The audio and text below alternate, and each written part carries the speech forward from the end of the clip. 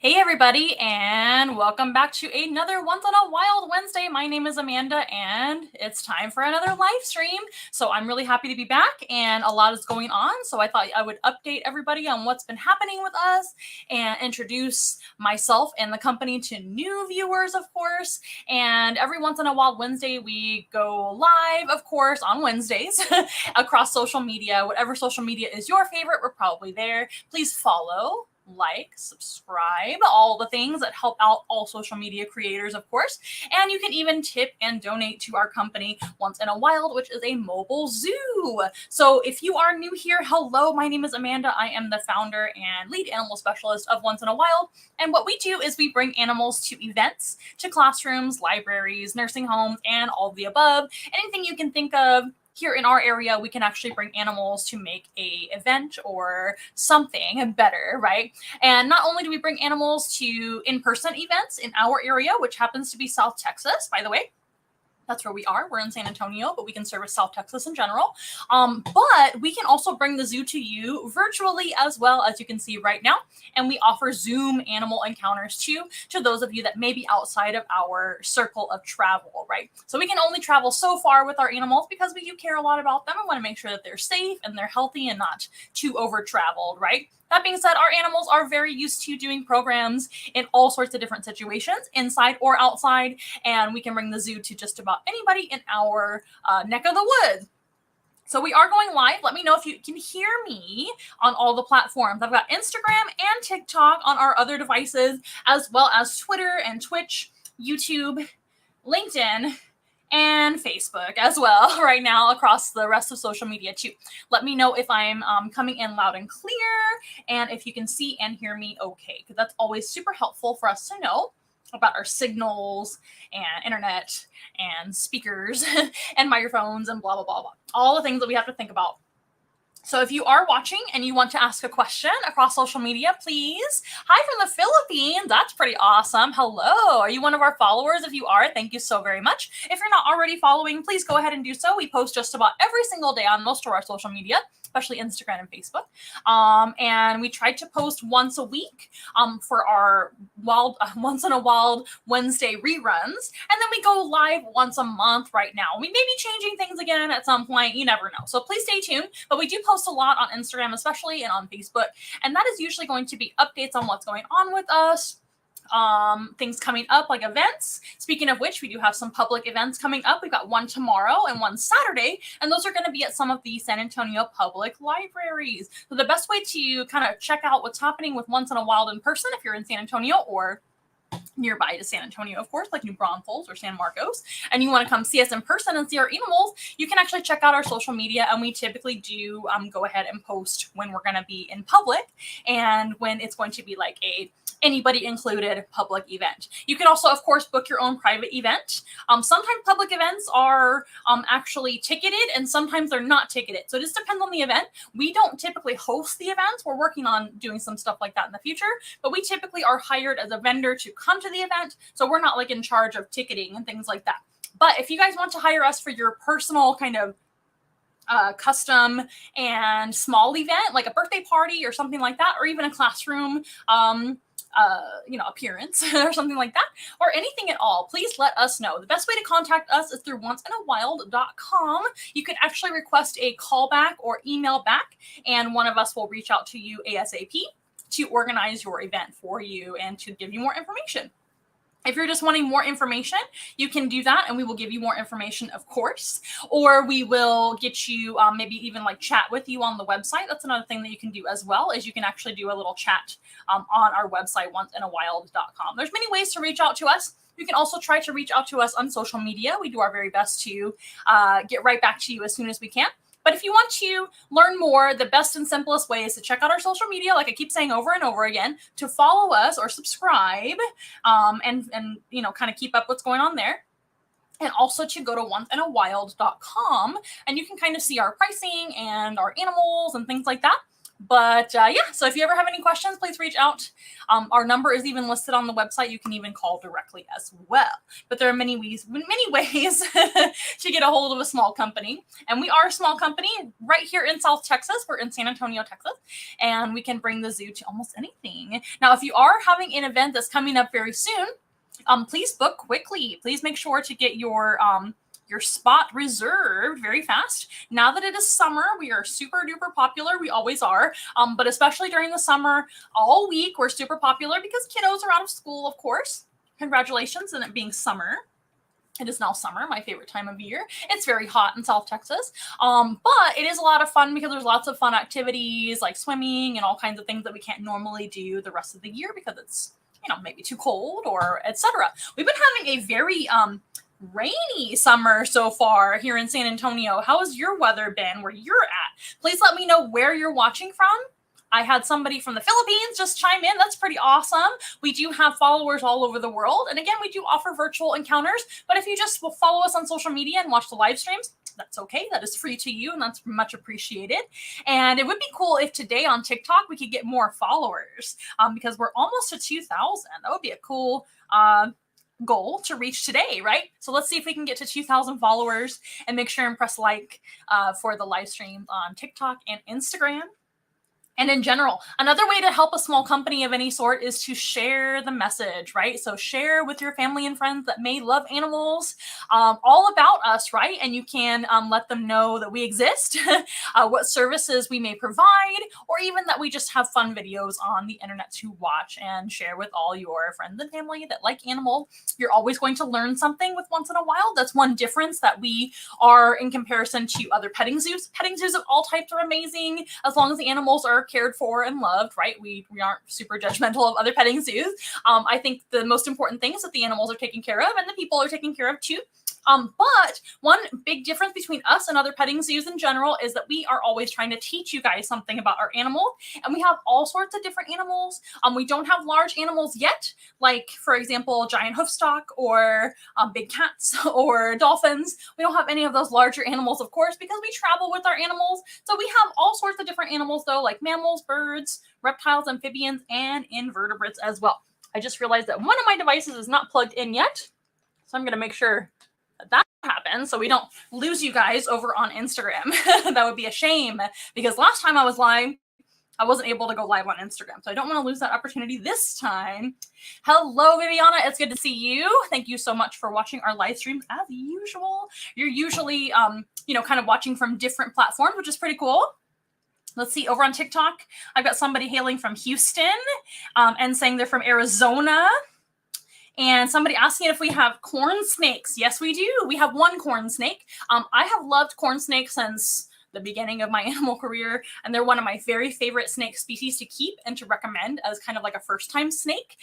They're just really one of the coolest species, and there's so many different colors. We have one right now. Her name is Harley Quinn. She's a normal colored Okatee corn snake. So she's like kind of red and orange and black, and she's got the black and white checker belly, of course.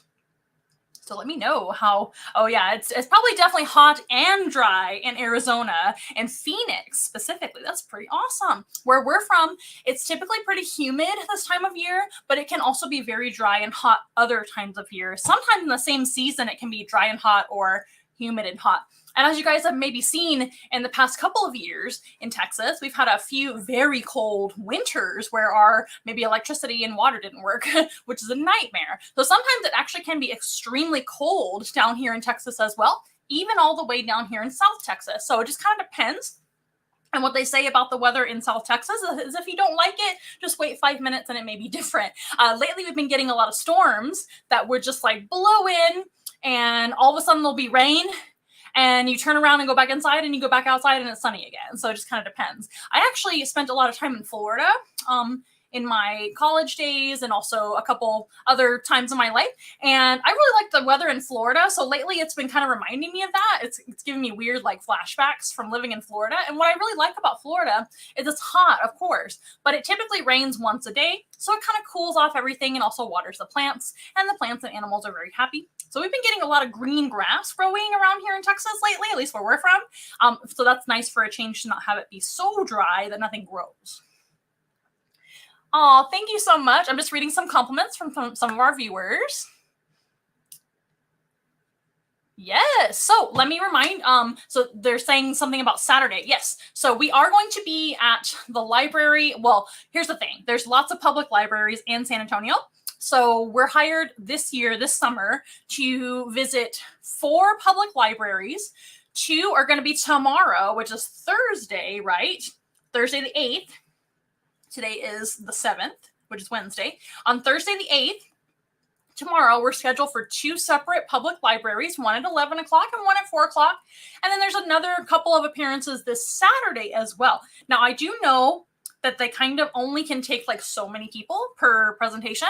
When we've been there in the past, it has been completely full. So please be aware that it may be full.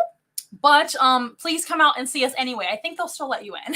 I can't speak for everybody in every location. They probably only have limited space, but it typically does fill up pretty fast. I feel like tomorrow's are going to be less packed than Saturday. We'll see how many Saturday visitors we get. And what we're doing at the libraries this week is we are doing animal show and tell. So that's one service that we offer. And that's kind of like your standard animal presentation, right? Where animals will come out one by one, and we're bringing 5 animals per presentation per library. So that's going to be 5 animals tomorrow per presentation. So that's 2 presentations, right? So 1 hour each, more or less. And it's going to be the same animals at both presentations, just so you know. So if you follow us to both library locations, if you're following us on social media, you can see which library locations those are, or you can visit the San Antonio Public Library's website too, and they will tell you where to go. But if you visit both, just be aware we're bringing the same animals to both presentations because they're going to be riding in the vehicle, just going to the next one, if that makes sense. But we would love to see you out there on Saturday. That would be so much fun. There's going to be different animals that we're bringing for the show and tell presentation. That's one service that we offer. We also offer petting zoos, animal therapy, cuddle parties, meet and greets. Meet and greets are some of our more popular choices because a meet and greet is our least expensive choice. And also it's a very casual experience and can actually be set up indoors or outdoors, which is pretty cool. Speaking of outdoors, something to keep in mind right now for your pets at home, for your animals in general, and for our animals, it is extremely hot in South Texas right now. Midday especially, it's very, very warm. So certain animals that we normally could bring outside can't go to outside programs right now. Midday. In the morning, it's typically okay. In the late evening, it's sometimes okay, depending on the weather. And remember, it's also been raining a lot lately. So we do recommend if you guys book with us and you wish for an outside setup, an outside encounter, please make sure you have some sort of plan B, or we're scheduling early in the morning. That is always best for something like a petting zoo. For example, we bring our Flemish giant rabbits, plural, we have 2 now. We may bring one of them to a petting zoo or a meet and greet. And it's just way too warm midday for those animals to be outside. It's too hot. They're wearing a fur coat all the time, right? So something to keep in mind. And it's always highly recommended to have a plan B for any event, right? So if you have a wedding coming up or you have a big party that you're planning outside, anything at all, you may want to have a plan B because Texas is very unpredictable with the weather. But we do love Texas. That's where we're from and we're used to it.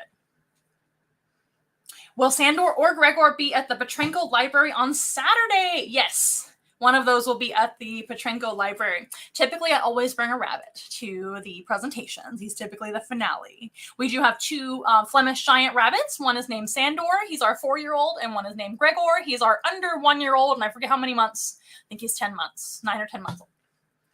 Yeah. So yes, you will see a rabbit. So if you are coming out, Viviana, you will definitely see a rabbit there. I'm pretty sure I'm going to bring Sandor. He's the best behaved. Gregor is a good boy, but not as good as Sandor for an all-day thing. Do we need volunteers? So that's a great question. That's a very good question.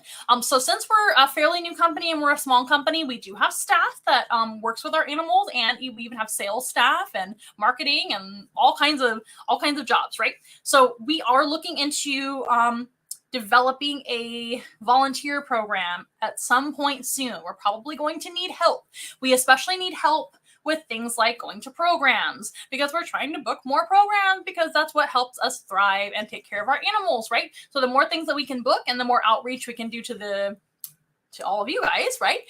The more we can do with our goals, right? So our goals could be things like getting more animals, adopting more rescue animals, maybe even building more enclosures, or in the long run, getting new vehicles, moving out, things like that. We operate out of our home right now. So we are a little bit limited on space. Not a bad thing. We work with what we have and it's very, very good. We're very happy. But, in the long term, we would love to have like a visitable place. Wouldn't it be cool to visit our animals at Once in a Wild on maybe like a weekend or a daily basis if we happen to be able to be open? I think that would be pretty cool. So you let me know your thoughts on that. What animals you would like to see us have. Probably nothing too huge, but we might be able to go a little bit bigger on our animals, right?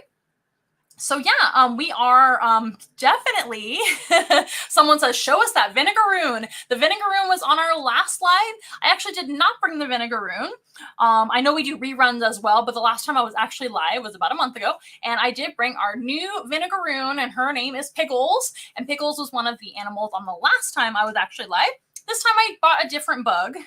And I brought, let's see, I think all the animals I brought today are all not new animals. So the last time we had new animals, right? We had Tina, the cane toad. We had Pickles, the Vinegaroon. I actually loved Pickles so much that we got a second Vinegaroon, and her name is June, the Vinegaroon. So we have two now. So maybe another time. But I definitely did have them on a live not too long ago, but I think that's when I had problems with Instagram. And so it's not on Instagram Live. It's on Facebook Live, YouTube. I know they're at least on YouTube and Facebook. So if you can have those, you can check it out. All right, you guys. So let me know if you have more questions. I'm so happy to see some of you watching live, asking questions and chiming in. Is so encouraging for me to see some of our followers and friends on there. Please continue to do so.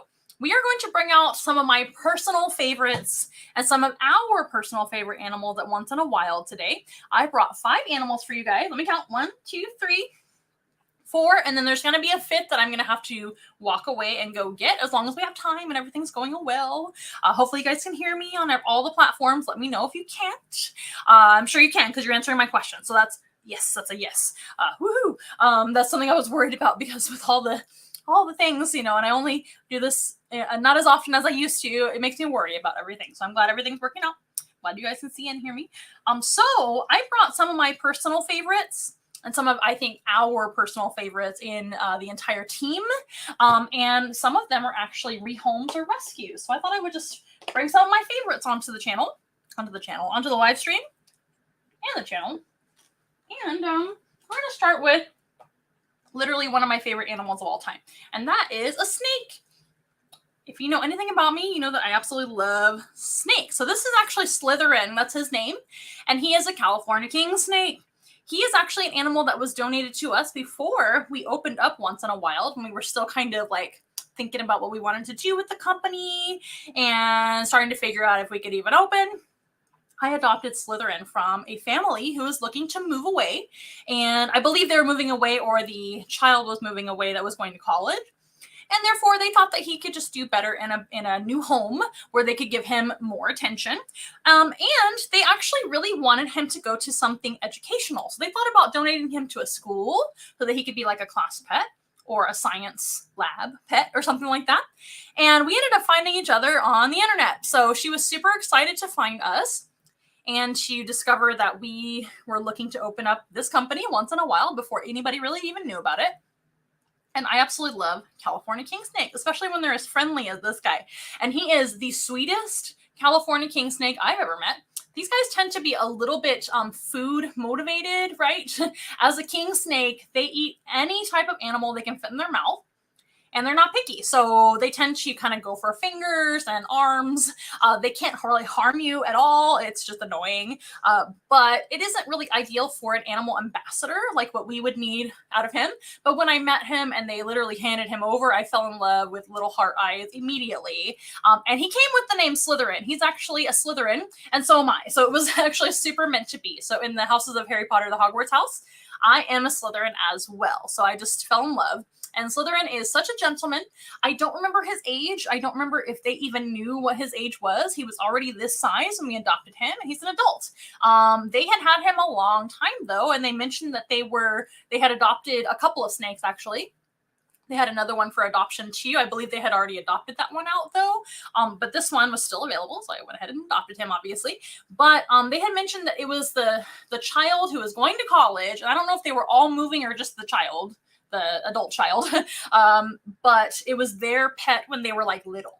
So, you know, he could be 12, 15, even 20 years old. These guys in human care can make it to a ripe old age of their kind of their late 20s. That would be really, really old, but they can do that. And they live longer than they would in the wild because they start to kind of, you know, get old and slower, and they got to find their food. And this is a predator, and he's got to eat about once a week, and maybe at the very least once a month in the wild, you know, but he would prefer to probably eat once a week.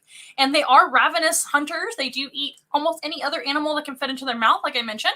They call them the king snake because they do tend to eat other snakes, including venomous ones. So in California, where they're from, the venomous snakes around them, they tend to be basically immune to the venom of those particular snakes over time. That's how they've evolved. So they can therefore get bitten by a venomous snake and not really have any problems and still continue to hunt them and eventually eat them. And that is one of their main foods in the wild. Isn't that amazing? So that's why they call them the king snake. And there are many other different king snake species, and they all tend to be snake-eating snakes. However, that's not the only thing they eat. They can eat things like eggs. They can eat frogs, lizards, salamanders. They can eat rodents, of course. They can eat birds. Not picky. But once they start getting older, like I mentioned, you know, it's harder for them to find food.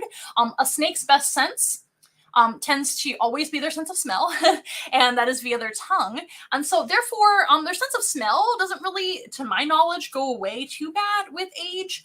But of course, their mobility can change. They can become slower. And if you're a slower hunter, you're not as good of a hunter anymore. So you may not get as many meals. So that is typically how they kind of meet their demise in the wild, finding less food, just becoming old in general. They can definitely get diseases like we can. They can get cancer and all kinds of things. Sad to say, but it's true. And also moving slower makes you vulnerable to predators as well. As you may imagine, he's a predator, right? He's a snake. Snakes do not eat plants. They don't eat any salad, fruits and vegetables, plants at all. They are carnivores, so they have to only eat animals. Typically living animals, but they'll also eat dead stuff too on occasion. However, that doesn't mean that they're not a prey animal too. So they're predators and sometimes prey. In fact, the California king snake's way of kind of protecting itself from predators is actually their pattern. So they can get away and slither away quickly from some predators of theirs, but they also have this strange kind of stark black and white banded pattern that isn't really super common in nature. Most animals will try to blend into stuff and camouflage, right? These guys have the opposite tactic where they have a very bold pattern, which to most animals, they see that and they're like, I'm not so sure what that means. That could mean something stinky. That could mean something poisonous. That could just mean danger in general or unpleasantness in some capacity. So most animals will see a strange pattern like this and think twice. And that will give the snake enough time to get away and not be eaten that day, right? But they have many predators. Other snakes can eat them, like I mentioned already, indigo snakes and other king snakes, and others that eat bull snakes, others that eat them. That's something that king snakes get eaten by. King snakes get eaten by lots of birds that eat other animals too, like birds of prey or water birds and all kinds of hunting birds in general. Have you ever seen a heron before? Herons are huge and they can eat all kinds of snakes and all kinds of animals. What else can eat you? Cats, foxes, all kinds of things can eat them. Dogs. So they do have lots of predators, but they're predators too. So those are some things that can, of course, cause them to live less in the wild. And in human care, they can live into like their late 20s, maybe even more on occasion, depending on their health and genetics and things like that. I hope he lives forever because he's one of my favorites, like I already mentioned. Don't you guys love him? How do we know if he's scared or not? That's a great question. So snakes that are fearful, scared, defensive, they might do different things. They might try to get away quickly. They might go to the bathroom on you. That's another good kind of defense that's very smelly, right? So some snakes too, if not all, I don't know if it's all or some, that can must on you. So that means that they have like scent glands. I would imagine it's actually all of them that can do that because most animals in general have scent glands. They're called anal glands. And these guys can basically go to the bathroom on you simultaneously while releasing a very stinky smell. It's kind of similar to how a cat or a dog would use their scent glands as well. And that can be a very good way to deter a predator too, because it just smells bad and they might go and like let them go. So they could do that. They could go to the bathroom on you or muss on you. They can also try to get away. They could try to bite. This is a non-venomous species, so their bite isn't that exciting. It's pretty benign, to be honest with you. There's not very much consequence to their bite at all, unless you're a little animal they're trying to eat, right? Their teeth are kind of like Velcro, and that's about it. They stick to stuff. But they could bite to kind of bite you and say, I'm a scary snake, and try to bite. But most snakes, if they're scared, they'll try to get away. That's usually the first thing they'll do, or they'll freeze and stay still. Remember, he doesn't really blend into stuff. So freezing to stay still and whatnot and trying to blend in doesn't make sense for this species. They may try to go into something and hide underneath something or in a hole in the ground or something like that. Another thing that snakes do when they're afraid sometimes is they'll S up their body in an S position. And that can look kind of scary to other animals. And they may simultaneously hiss at the same time.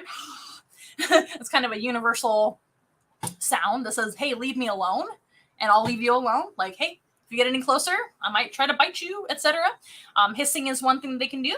Otherwise, they don't make any sound at all, so they're not really an auditory species. They don't have ears. Snakes don't have ears, so they don't hear very well. So talking doesn't make sense. But body language, like S-ing up, opening their mouth. Sometimes snakes open their mouth. I don't think king snakes usually do that when they're upset, although I could be wrong. I've definitely seen some upset king snakes in my day. I'm trying to remember if they open their mouth, like gaping wide, like a black mamba does or something like that. Cottonmouth snakes do that too. That's where they get the name the cottonmouth or the water moccasin. It's the same animal.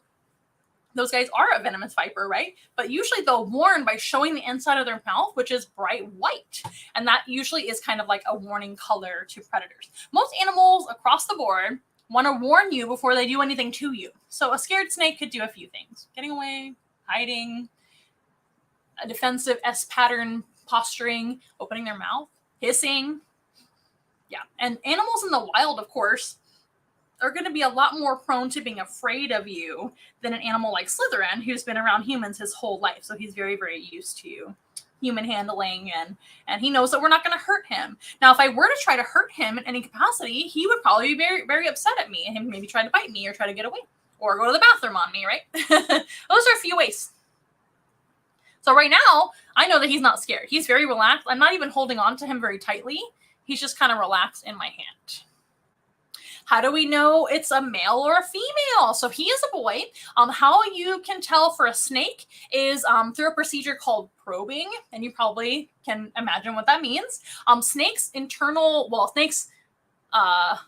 mating organs are internal to them, so you won't see them from the outside.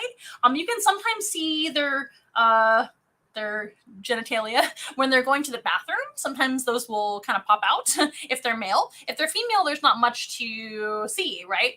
But probing is one way that we can tell. He has been probed already in the past, and so we know that he's a male. Usually veterinarians can do that for you if they're a snake veterinarian, or breeders can do that as well. And if you're a person like me that's done it before and you have a probing kit, you can also do that as well. So that is the best way to tell. And then some snakes you can kind of tell from the outside, but it's a little bit tricky if you don't know what you're looking at. That's a very good question. On the outside, they really don't look any different from male to female for this species. All right. Those are very good and inquisitive questions.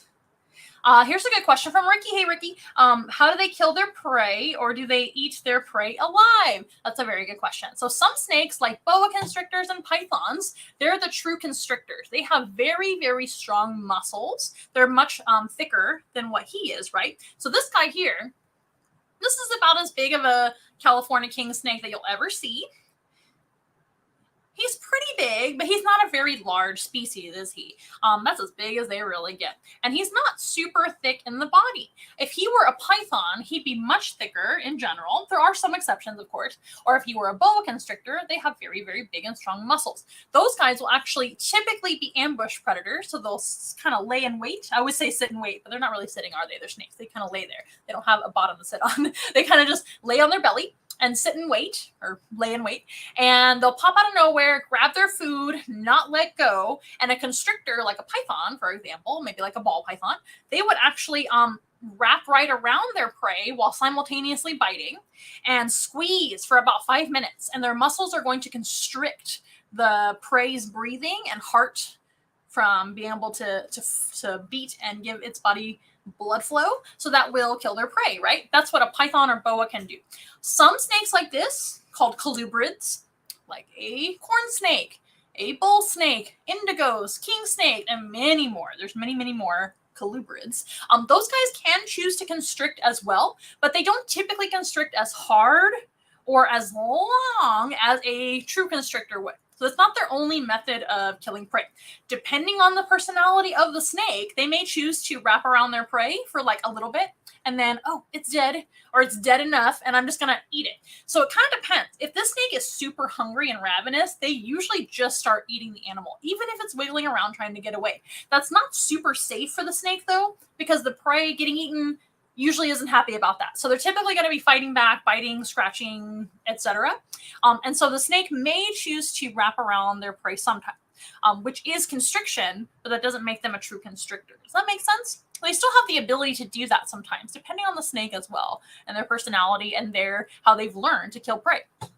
This guy doesn't typically eat anything alive. He's going to be fed frozen thawed mice and chicks and all kinds of things that we feed him. We feed him a variety. So if we feed him dead stuff, he doesn't really have any reason to constrict it. And he usually doesn't. He'll usually kind of just go right up to it and say, it is food. And he will bite it and just start eating it, kind of like right down the hatch. So it just kind of depends on their personality, species, how they've learned, things like that.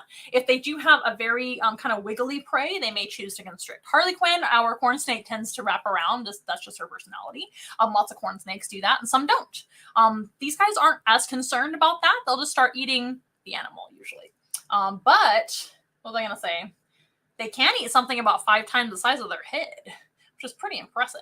Snakes have amazing expandable jaws with a gap in their lower kind of chin area, which can cause their jaws to open like 2 open doors, swinging open this way, and also their jaws open up very wide on either side as well. So they have the ability to eat something about 5 times the size of their own head, and that goes for most snakes in general. That is a great question. Can they digest bones and fur? Yes, they can. That's one of the more impressive things about snakes. When they eat the animal, it's the whole animal, right? A snake does not grab a animal and like take a bite like we do, right? First of all, they don't have any hands to like hold the animal and take bites. And they're not going to wrap around the animal and take bites. That doesn't make any sense. Their teeth are not designed to bite things in pieces. Their teeth are designed to just hold on to stuff. Now, snakes that are venomous, for example, a rattlesnake or a cottonmouth or a cobra, a coral snake. Those guys have fangs in addition to their regular teeth. They have regular teeth that just hang on to stuff. And they also have fangs to distribute venom into their prey, which causes their prey to become paralyzed or just straight up dead, so they don't move. So these guys don't have that.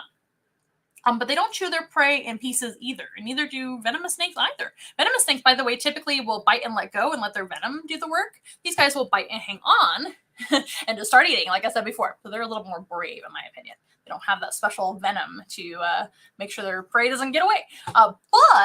So if they let it go, it's just going to leave, right?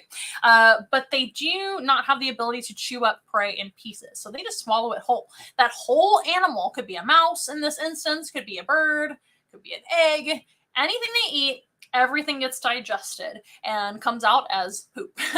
So when they fully digest the food, it takes about, I would say, anywhere from 3 days to a week to digest a whole animal for them. They will go to the bathroom, and when they do that, it's going to be a regular looking poop. There's really not much in it. There may be some hair and fiber in there, but most of the time it just looks like normal feces, which is pretty incredible. They're going to eat the whole animal. Very strong digestive system, as opposed to an animal like an owl, for example, that will spit up a owl pellet, because owls do not digest bones, feathers, or fur. Good question. Snakes are amazing animals. So let's talk really quick about their senses and why they're important, and then we'll probably move to the next animal. But if you guys have questions about them or him in general, or him specifically, or snakes in general is what I meant to say, please let me know. So their best sense, like I mentioned before, is their sense of smell. That is basically how they see the world, is through their sense of smell. Their eyesight is very poor. They do have vision, and they do see, and they don't blink. So their vision isn't, totally not used. It is definitely used, but it's not super strong, and they don't really see color. They see pretty blurry, and some snakes better than others, but most snakes don't see very well, like long distance or anything like that. And pretty poor in general. Their sense of touch is pretty sensitive. They definitely can feel and touch on their scales like any reptile can, right? And they can, let's see, they can feel warmth, of course. They can feel warmth. They can feel temperature change in general. They can feel touch. They seem to really appreciate being touched. They're not slimy, by the way. Snakes are actually pretty clean animals and very smooth when they're a snake like this, or they might be a little more rough depending on the species that we're talking about. But so they can feel touch. They can see. No ears, so they really don't hear anything. They can experience sound through their sense of touch. So through their bodies and bones, they can feel vibrations. And they do have inner ear for balance as well. So there may be something to that too, but they don't typically hear much at all. So hearing is very poor as well. And then sense of taste isn't really existing as well. So not really a sense of taste and not really a sense of hearing, sense of touch and sense of sight, though sense of sight is kind of poor. And then the best one of all is their sense of smell, which is actually through the tongue. They don't really taste with their tongue at all. They don't smell with their nose. They smell with their tongue. They have a forked tongue. Sorry, I'm bringing him way too high in the air. They have a forked tongue that sticks out a lot, and then they pull their tongue back into the mouth and tickle the roof of their mouth, which has a little pocket on the roof of their mouth called a Jacobson organ, and that will actually tell them information to their brain about smells around them, whether it's prey, environment in general, maybe it could be dangerous, hormones of, during mating season, all sorts of information through smell, and that is their best sense by far. And they do have a forked tongue, which can give them directional smell as well, just like we have two ears and we hear on either side of our head, right? They actually have 2 points on the end of their tongue, which give them a sense of direction with smell, which I find really special. So that's why a snake is always sticking out their tongue. That's just them trying to figure out the world around them. And if it's not just smell either, is what I'm trying to say. They're actually touching as well with their tongue. So the tongue also has a sense of touch, of course, just like the rest of their body. And they can kind of feel around with the tongue as well as smell. And they can smell scent particles in the air or scent particles on surfaces. Pretty awesome. And they're mostly going to use their sense of smell to find prey, to figure out if it's mating time, breeding season, right? One tricky thing with king snakes, since they do eat other snakes, is breeding season, right? So a lot of that has to do with scents that the female or the male too are giving off. If it is breeding time, typically they won't eat each other. They will mate instead, but sometimes accidents happen anyway and misunderstandings happen anyway if they're hungry enough, etc. So that is a big important thing for king snakes and other snake eating snakes to know the smells, right? That's another thing that they use their sense of smell for.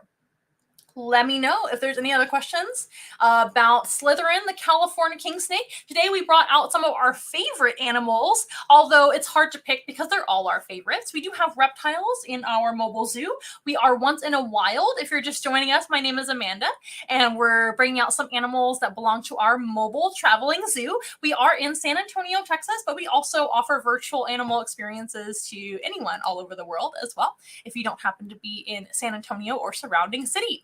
But we're talking about some of our quote-unquote favorite animals today, just to have a theme. And Slytherin is one of my personal favorites and the nicest California king snake you could ever meet. Ugh, there's some hand maneuvering right there.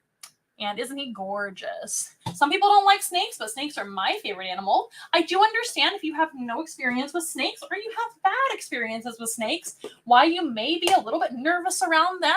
I'm going to wash my hands before I continue with the next animal. That's always good practice with handling reptiles. Reptiles are very clean, but it is a good idea to wash your hands or hand sanitize in between handling reptiles and other animals, just for, preventing all kinds of contaminants and things. That's also a good idea in between handling and being around humans as well. So that's not really just about snakes, is it? Especially humans. Primates are probably the dirtiest of all the animals. Some people think that snakes are slimy and gross. Nothing could be further from the truth. They are some of the cleanest animals in all the animal kingdom. They are my favorite. There's no scratching involved. There's really no noise. Some snakes do hiss or rattle, but that's kind of rare. And even if they rattle, it's not loud, right? Or hissing even. They don't tend to complain about much. They're fairly easy to care for as a keeper. and I love teaching about them because I just adore them, and they're very misunderstood. If you have a snake in your backyard, in your home, or something like that, the very best way to stay safe and for you to keep the snake safe is by calling a professional for help. If you have a harmless snake and you know for 100% sure that it is a harmless snake, you can certainly move that snake back outside on your own. It's not going to hurt you at all.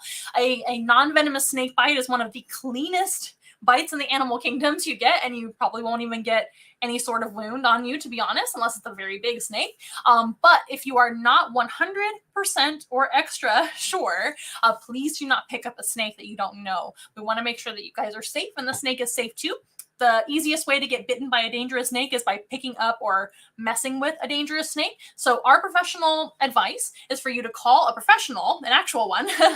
Could be us, could be another local person in your area. There's many snake or wildlife experts all over the world, right, that you can actually call. Another great thing to do is join a snake group. Could be on Facebook, could be on Discord. There's different options there, and they typically will help you identify the snake and to know whether it's harmless or not. And if it is a potentially dangerous or venomous snake, please still do not harm it. We want to make sure that those guys are still left alone to do their job, which is extremely important in the animal kingdom. In the natural environment, their job is to eat rodents and to eat other pesky animals that can cause disease to other rodents and other animals, but also disease to humans and disease to other predators too. So snakes eliminate the whole animal. They digest the whole thing, therefore eliminating disease, and they don't spread disease once they go to the bathroom. So they are a pretty amazing animal. Yeah, quick. Snakes, some snakes can be quick. I understand being startled by animals. Yeah, but we want to make sure at least our professional opinion and our professional advice is to not handle any snakes that you aren't 100% sure what species it is, and not to harm any of them, because that is the very best way for you to get hurt as well. So be very careful out there. We don't recommend harming any wildlife. Not to say that you can't hunt or anything like that. There's definitely regulations there and fishing and things like that. That's not what I'm talking about. I'm talking about just, pesky animals in general. The best thing is to call professional help. Okay? Why is it called a king snake? Good question, Shankla Academy. I see you. Nice to see you. Could be Joe. Could be Ariel. Whoever it is watching, hello. Thank you for being here. Why is it called a king snake? King snakes in general eat other snakes. They're not the only type of snake to eat other snakes. There's the king cobra, also with the word king in there.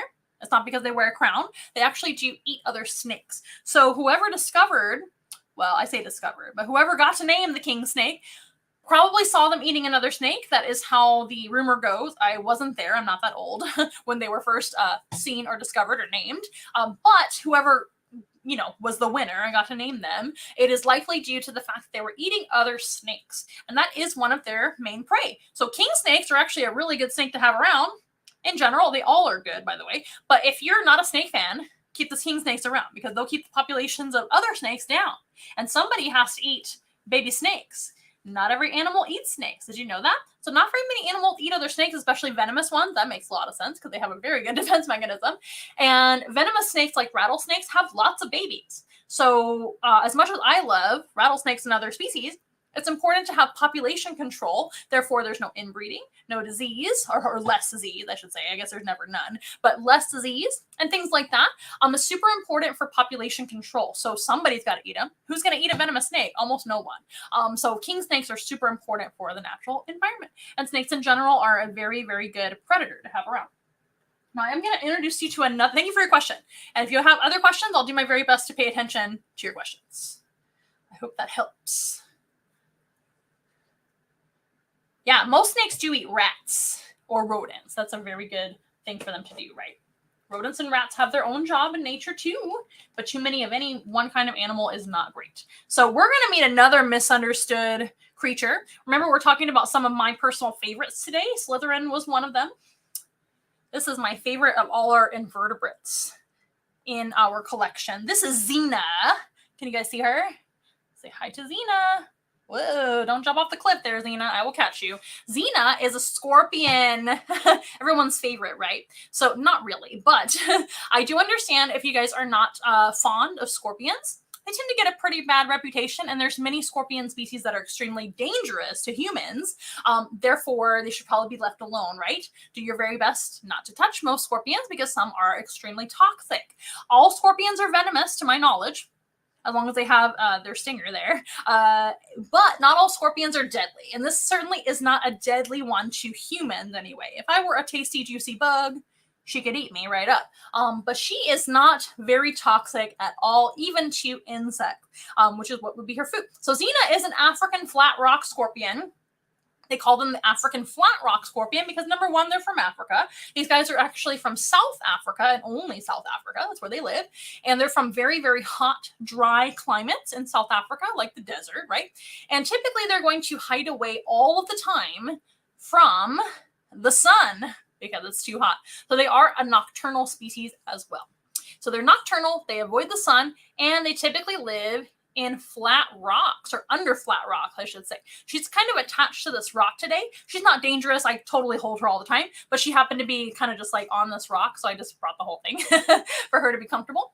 But that's why they're called that. They hide under flat rocks for safety, to get away from the sun, and just because they're comfy like that. As you can see, she likes the rock. But this is a very mild venomed animal. Is that a word? Venomed? They have very mild venom. Let's just say that. Their venom is so mild, she's going to crawl my hand. They don't really use their venom at all for much of anything. They do have it. She has stung me, and it barely even felt like anything. It's super benign. So not much venom there. So what did they do instead to hunt their prey? Because after all, animals with venom, typically they have venom to be able to incapacitate or paralyze or kill their prey, so that their prey doesn't escape and they can actually eat, right? So animals that are carnivores that have venom, because not every venomous animal uses their venom as a carnivore, by the way. For example, some animals use their venom for defense, like a sea urchin or something like that, or a stingray. Stingrays don't envenomate their prey, do they? They use their stinger for defense when they get bitten. But venomous carnivores, like the scorpion, typically would use their tail to go ahead and give their prey a dose of venom, and that would paralyze or kill their prey, and that way they didn't get away. But since her venom is so mild, she doesn't even use it for that. Some scorpions do, but what she would do instead is she would actually grab her prey, like a juicy, delicious roach. She would grab her prey with her claws, kind of like a crab would, and those claws would grab the prey and not get away, and she literally would just start eating it. They actually have a mouth, which is kind of like two little claws as well. And they're kind of like a little factory. If you look up a scorpion's mouth and how they eat, if you're not squeamish and you like looking up these things like I do, they actually have kind of a claw system, and they will draw food into their mouth, kind of like a little factory. That's how I can describe it. It's like a robot almost. And that's how they eat. But they don't have to do what a spider does and wait for their food to become a liquid. These guys can actually crunch up and eat their food. And so what I like to say is she kind of grabs her food like a sandwich and just starts munching it down. That's what they do. But other scorpion species may use their venom, right, to incapacitate their prey. So scorpions with large claws like this, she's making me work over here and do weird hand positions. Species with large claws, like the African flat rock scorpion, like her, they don't need venom because their claws are really strong for them, right? In comparison to the bugs that they're crunching, they're very, very strong. And scorpions with little claws that are skinny with fat tails, those are the ones that are more venomous or toxic. Now, if you live here in Texas, please don't pick up any scorpions because we have a few that are pretty dangerous to humans, or at least that would hurt. So don't do that. Don't pick up animals you don't know in general. I don't recommend that at all, unless you're an expert or entomologist or something like that. The general public should not pick up strange animals that you don't know in the wild, or even strange dogs that you don't know, right? Please ask permission before petting anybody's dog or cat or anything. Horse, goose, whatever it may be. Be careful out there. I did not tell you to go pet everything, even though I tend to hold animals, right? But anyway, these guys are harmless to humans, though. So if she were to pinch or sting me, I'd be fine. And she has done both of those things, and I'm still fine, right? I'm here today with you guys. I promise not to faint on camera. But these guys will basically try to hunt with their sense of touch. So how they would find food, which is honestly rare, they don't eat a lot. These guys can go a month, 6 months up to a year without eating with very little consequence, which is a very good ability to have if you're a desert animal. Desert means dry, less rain, super hot usually, or super cold at night. So less resources in general. So desert animals in general have less resources. Therefore, typically desert animals, if they're smart enough or have evolved properly, they actually need less food or less water. This animal never has to drink. They get all the moisture they need from the food they eat. So that helps as well. Staying away from the sun helps too, to help them not to dry out or become too hot. Being under those flat rocks, like their name says, flat rock scorpion. But also being able to go a long time in between meals. Super amazing adaptation that they have as a desert animal. So this animal would honestly just eat whenever. So they're usually underground or under a rock, right? Hiding away, and maybe like a moth goes in there, or a roach, or another scorpion, or a spider just kind of wanders in. That's when they're going to take the opportunity if they're hungry enough. And what they do is they'll feel those animals with the hairs on their body. Like any other arachnid, spider, whatever, typically they have hair all over them. And those little hairs are going to give them an amazing sense of touch.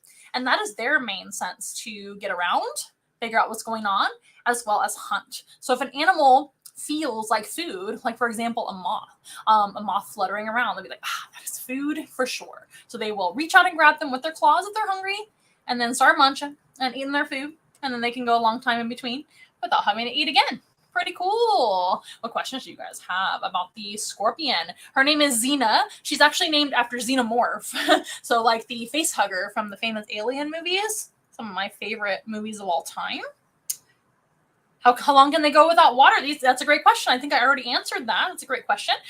These guys, since they're desert animals, they don't need water a whole lot. They get moisture from the bugs that they consume. So they really don't have to drink at all. I have seen scorpions drink before, but certain species need to drink and certain species don't. Some species are more tropical or forest type dwelling scorpions. Scorpions are found worldwide except for in Antarctica. That makes sense, right? It's too cold and too barren for most animals in general, let alone scorpions. Scorpions are worldwide, so they do fill a lot of roles, like feeding other animals. This is a very, very important food source for animals like meerkats down in South Africa, and other animals like that eat the insects and arachnids, and that's their main food source. These guys are 100% edible. They're not super toxic, like I mentioned before. Therefore, they're super easy to hunt. That being said, meerkats can eat almost any type of scorpion, even if they are super venomous. They can get around that as well because they're pretty immune to all of that. But other animals are not. So there might be some others that aren't immune, and they can eat the African flat rock scorpion. This one is not an endangered species. They're very, very numerous, at least where they're from. They're only found in South Africa, though. You won't see a scorpion quite this large in Texas, even though we like to claim that everything is Texas-sized. I think Africa has some of the bigger animals, don't they? Does it hurt to hold her? No, it doesn't. It doesn't hurt at all. She has little claws that kind of attach to my skin at this point. And I can feel them, but it doesn't hurt me at all. They just have these like little nails or claws. Now, of course, she's an invertebrate, so they're not really true claws. They're claws, but what I'm trying to say is they're not made out of the same thing like keratin. They're made of chitin, which is a different material that invertebrates have that we don't have. So they don't have what we have, and we don't have what they have. They're very, very different little alien creatures, aren't they? These guys have been around a lot longer than us humans.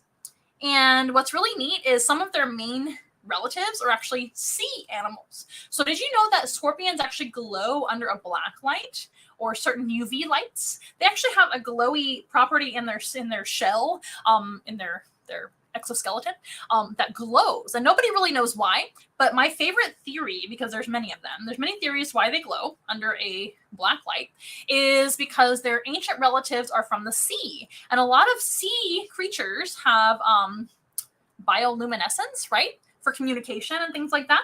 These guys don't have amazing eyesight as a species, but we don't know about their relatives from the sea, right? They could have had good eyesight, and they could communicate with different lights and color change and bioluminescence. How cool is that? So we kind of think, as one theory anyway, we meaning I kind of go with, I didn't come up with a theory at all, but I tend to lean towards this one is what I'm trying to say.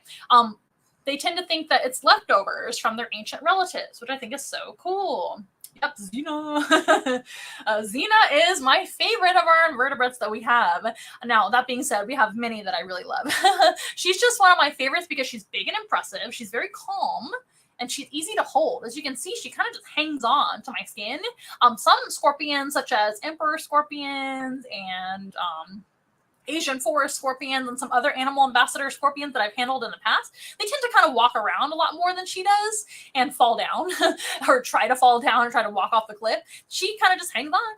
That makes it a lot easier for me to hold her. Plus, I just love her. Xena is actually a mother. She had 39 babies for us a few years back. We do have one of her babies. His name is Hercules, but I don't really know the gender, so it could be her name is Hercules. Who knows? Xena, we know is a girl, though, because she had so many babies. These guys are great moms. So they actually carry their babies on their back right after they're born. They don't lay eggs. They actually give live birth to a brood of babies or a litter of babies. And they will actually have a whole bunch of them. These guys can have anywhere from like maybe 5, 10, 20, 30, 40, 50 babies sometimes, maybe even more. It takes a toll on their body, which is why they're so big. Females are a little bit fatter and bigger than males, and female and male scorpions have different body features that helps to tell the difference between male and female. We know she's a girl because she had so many babies, right? But she also has a different tail length than a male. A male tends to have a longer tail than a female. And a female and a male both have what we call pectines on their underside, which are like little feathery organs. They're sensory organs. So they kind of like feel and kind of smell the surfaces that they're on. And those pectines look more feathery when they're male and less feathery when they're female. So there's several ways to tell a mature scorpion's gender, which I find so interesting. Now, when a scorpion, male and female, meet and they want to mate, they actually kind of hold hands and do a little dance. They kind of like swing each other around like a little hoedown. Really cute. And then the male will actually kind of guide the female over his sperm, which he has put on the ground. They don't actually breed like most animals where they come together for mating. The male will deposit a sperm packet and then he will kind of dance and put her right over there. But she actually has the option to not want to participate at all, number one. And she actually has the option, number two, to accept the sperm into her body. This is a family show, but I promise I'm going somewhere. And she can actually hang on to that sperm packet for a while before actually fertilizing herself. So she could totally reject that. And I think it depends on the dance moves and how the male acts, I guess, if he's a gentleman, whether or not she's like, yes, I want to have your babies or not. But one fun thing they can also do is delay implantation. So she could have been hanging on to that sperm packet for a long time. And what I heard from an expert that I spoke with, she probably, after we adopted her and set her up in her new home, she probably was like, now's the time to go ahead and fertilize myself and have the baby. So that's what actually happened, because we certainly didn't have her with a male, but she may have been with a male in the past before we adopted her, right? And she was awfully fat though when we got her, so who knows? But I should have known. But long story short, one day, it was about maybe 6 months to a year from having her. I can't remember when it was exactly. I think it was like 6 months after adopting her. She had so many babies in there, and I thought, oh my gosh, this looks like 40, and I was almost right. It was 39. I have a pretty good eye for that kind of stuff, but long story short, she had a whole bunch of babies. When they give birth to their babies, they crawl right onto the back and they stay there until their first molt, which happens to all invertebrates, right? Invertebrates have to molt their exoskeleton in order to grow their body. Their exoskeleton doesn't grow with them. So when it becomes too tight, they break through, just like a cicada would do that. I'm sure you know what a cicada is, especially in Texas and in the South. They're very loud bugs, right? Those guys will leave their exoskeleton on the trees and on the ground and things like that. We'll find them all over the place, and you can scare your friends with them or your brothers and sisters. It's only a shell. It's not going to hurt anybody. But these guys do the same thing. So when the babies are born, they're actually like white colored, super bright white, and then they harden to a brown. They have their first molt, and they become a little brown miniature scorpion of what she looked like, just very tiny. But they carry the babies on the back until they're ready to leave, and then the babies will start kind of like crawling away. Sometimes if mom is super hungry, she will try to eat the stragglers, but that's typically natural selection, right? So the babies are taking too long, she's like, well, might as well. but as an invertebrate goes, that's actually a pretty good mom. So most invertebrates have nothing to do with their children. There's many that do, but most really don't. They just kind of lay and leave. They'll lay their eggs and leave, or have their babies and leave, right? or maybe watch over them for a little bit and then go. These guys actually watch over their babies for quite a while. They'll even make sure they have food and whatnot. So they're pretty good mamas. Let me know if you guys have any other questions about any of our animals so far. We've met 2. Yes. Pro-Neil says, Magic School Bus even had an episode on salmon sperm. I remember that episode. You're okay. I remember somebody covering, I think it was a TikTok on that episode and saying, like, how'd they get away with this? If you guys don't already know, sperm comes from the male, eggs come from the female. Those come together and we get babies, right? For most animals. Some animals are capable of reproducing without a man. They don't need no man. And some animals, or some male animals, I should say, turn into females. So there's all kinds of different really cool abilities for reproduction in the wild. You should look it up. There's not just one way. There's many ways for life to find a way, right? Where'd I get Xena? We got Xena from one of the reptile convention shows that we went to, and I fell in love with her immediately. She was incredible. She was the biggest African flat rock scorpion there at the show, and I did not know if she was going to be handleable or not. She was in kind of like a little container for adoption. I was like, I want to buy her. And I just kind of took a chance that she would be handleable. I was okay with it if she wasn't, because you can always kind of show them in like a little display or something like that. But lucky for me, she's holdable, which I love. I'm glad I made you laugh. You're welcome. And if you kiddos out there are wondering where babies come from, this is a science show, so you may be learning some stuff today, but ask your parents as well. Ask your parents. It's really funny when I'm doing a live presentation, like in person, and kids ask like really awkward questions like that. I'll tell them like the small version, and then I'll be like, okay, that's it. This is a family show. Oh, Xena, don't fall down. She's kind of lively today. Maybe she's hungry. Time for me to feed her soon. Her favorite food is crickets, but she'll also eat mealworms and superworms and roaches. She's really not a very picky eater at all. As you can see, she's doing just fine. Very chunky. But yeah, she did have a whole bunch of babies for us. We only kept one. I ended up finding homes for the rest of them. To my knowledge, they're all doing fine. They're very healthy and beautiful. Okay, Xena, you did a great job. Now, their senses is mostly sense of touch. They do smell as well. They see, but very minimally. They have 2 eyes on the top and 2 eyes on each cheek. So 2, 4, and 6 eyes total for this species. Some species have 8 eyes. There's 6 eyes on this species, the African flat rock scorpion. This and the emperor scorpion, and there's, I think, one more in Africa. That's a pretty big species. They're known as the biggest scorpions. You will not see one this large in the United States. Rest at ease, those of you that are scorpion phobic. But they're pretty cool. These guys are arachnids, not insects, of course. They're invertebrates. They're arachnids like a spider. They have 2 arms in the front instead of antenna, like an insect would have. And they have 2 main center body parts and 8 walking legs. Okay, Xena, you did a great job. She's my favorite of all of our invertebrates. We met my favorite. Whoa. We met our. She dove right into her little traveling container here. She's like, I'm ready. Luckily, these guys are super tough. Success. She is now put away. Thank you guys for all your questions and comments. I will take questions, comments, and compliments. All 3 are allowed here on the live stream. Just make sure they're all family friendly. I know I'm already pushing those limits as it is, so but you know, to keep it family friendly. You've got some families watching right now, I think. Let me know if you have any other questions. So today, live stream, we are meeting some of my personal favorite animals. I think it's time to meet some mammals next. So this next animal, as a species, not my favorite. Not even a little bit. I am really not a fan of this species at all. I see a lot of people interested in these animals, which is okay. It's okay for you guys to have different favorites and different interests than me. But as a species goes, they're not my favorite. I'm going to bring out a little platform to be able to show. You're probably thinking, what the heck is happening? To be able to show this animal a little easier. Sure, focus. Focus, Amanda, focus.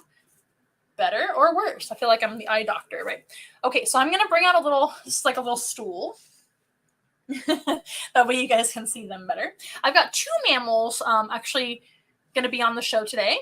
Make sure you guys can see them. This is a little pillow of luxury for our next animal, who is a mammal, like I said. As a species, though, not my favorite. As an individual, absolutely one of my favorites. Here he is. Did you guess what it was? If you've been watching our show for a long time, you know that hedgehogs are not my favorite animal. Hedgehogs are a very strange pet animal that some people think that they want, and oftentimes is a pet animal in a lot of people's homes. They are cute, I understand, but they're really not a good pet, in my opinion. That is just my opinion. Others may have different opinions out there, and that's okay. We can disagree. I think they're terrible pets. They're very messy. They are not social. They're solitary animals by nature. They are nocturnal, so they're never out in the day. They're covered in spines. About 50% of people are at least a little bit allergic to their oil on their body, and therefore, when you touch their spines, it's going to get into your skin, and you're going to have a rash and be itchy. What else? Most of them do not like to be handled or touched at all. Some of them can be trained or tamed in order to be able to accept touching and holding a little bit more, but most of them really don't want to be touched or pet at all. And that is the African pygmy hedgehog, or the four-toed hedgehog is another name for this species. So the African pygmy hedgehog is from Africa, just like Xena, actually. And this one happens to be an eater of invertebrates. So this is a insectivore animal. They are little hunters. They are not vegetarian. Some people do feed them improperly. Some people offer them fruits and veggies as a treat, which isn't 100% terrible, but their main food source should be protein. In the wild, they're eating insects and small lizards and all kinds of little animals like that. They only hunt at night. They're strictly nocturnal. So during the day, they're hiding away underground, similar to Xena, where we have a theme here. They don't really live in a desert, though. They're more savanna animals, so they do have a less dry climate. They do need to drink water and things like that. They do get most of the moisture they need from their food, just like Xena, but they do also need water much more than an African flat rock scorpion. They eat scorpions, actually. So they'll get lots of moisture from the scorpions they eat and the bugs they eat, lizards, things like that, and they will drink water, like I keep saying over and over again. These guys do hide away all day long from the sun. They don't like light. They like to hide away. The most common areas you'll see them in the savannah is around termite mounds. So these guys, not only do they eat delicious, juicy termites for a living, they also live around termite mounds because the termites make holes in the ground for them to live in. So termite mounds are huge. They're like the most giant anthill of all time. And they're huge, and they have like a very hard structure to them. They're usually like almost like cement hard. They're so strong as the termite mound goes that an elephant can come up and actually scratch themselves on the side of a termite mound. So that's how strong they are. The termites make the termite mounds with their saliva and with kind of like dirt and sand that they collect from the wild, and other material too. But that's really it. Their saliva is that strong. Isn't that amazing? So when it hardens, it's like cement. So the termite mound can be very tall, but it also has a tunnel system underground. And a lot of times animals like hedgehogs and snakes and lizards will live in the tunnels that the termites have created. And how handy that they also eat bugs. And there's many other animals like small geckos and things like that that also live around the termite mounds and provide the hedgehog with lots of tasty treats. These guys will come out only at night, hide away all day. They'll be out all night long. These guys can run up to 12 miles every single night. They have very high metabolisms, and they need a lot of exercise. And they actually eat a ton of food all night long to maintain their energy. They are actually in the shrew family. So these guys are not a rodent. So a porcupine, on the other hand, which is similar but not the same thing as a hedgehog. Hedgehogs and porcupines are not related. They just have a similar defense mechanism. A porcupine, of course, has quills that are typically very long. Some porcupines actually have shorter quills. For example, my favorite species of the porcupine, the prehensile tail porcupine, which is down in South America. Those guys are a totally different thing, but they do have similar quills to what the hedgehog's spines look like. Now, a porcupine down in South America is also going to have barbs on their quills. So if you grab a hold or touch a South American prehensile tail porcupine, you will end up with quills in your hand. They don't shoot them, but they can stick into your skin because of the little barbs on the end of their quills.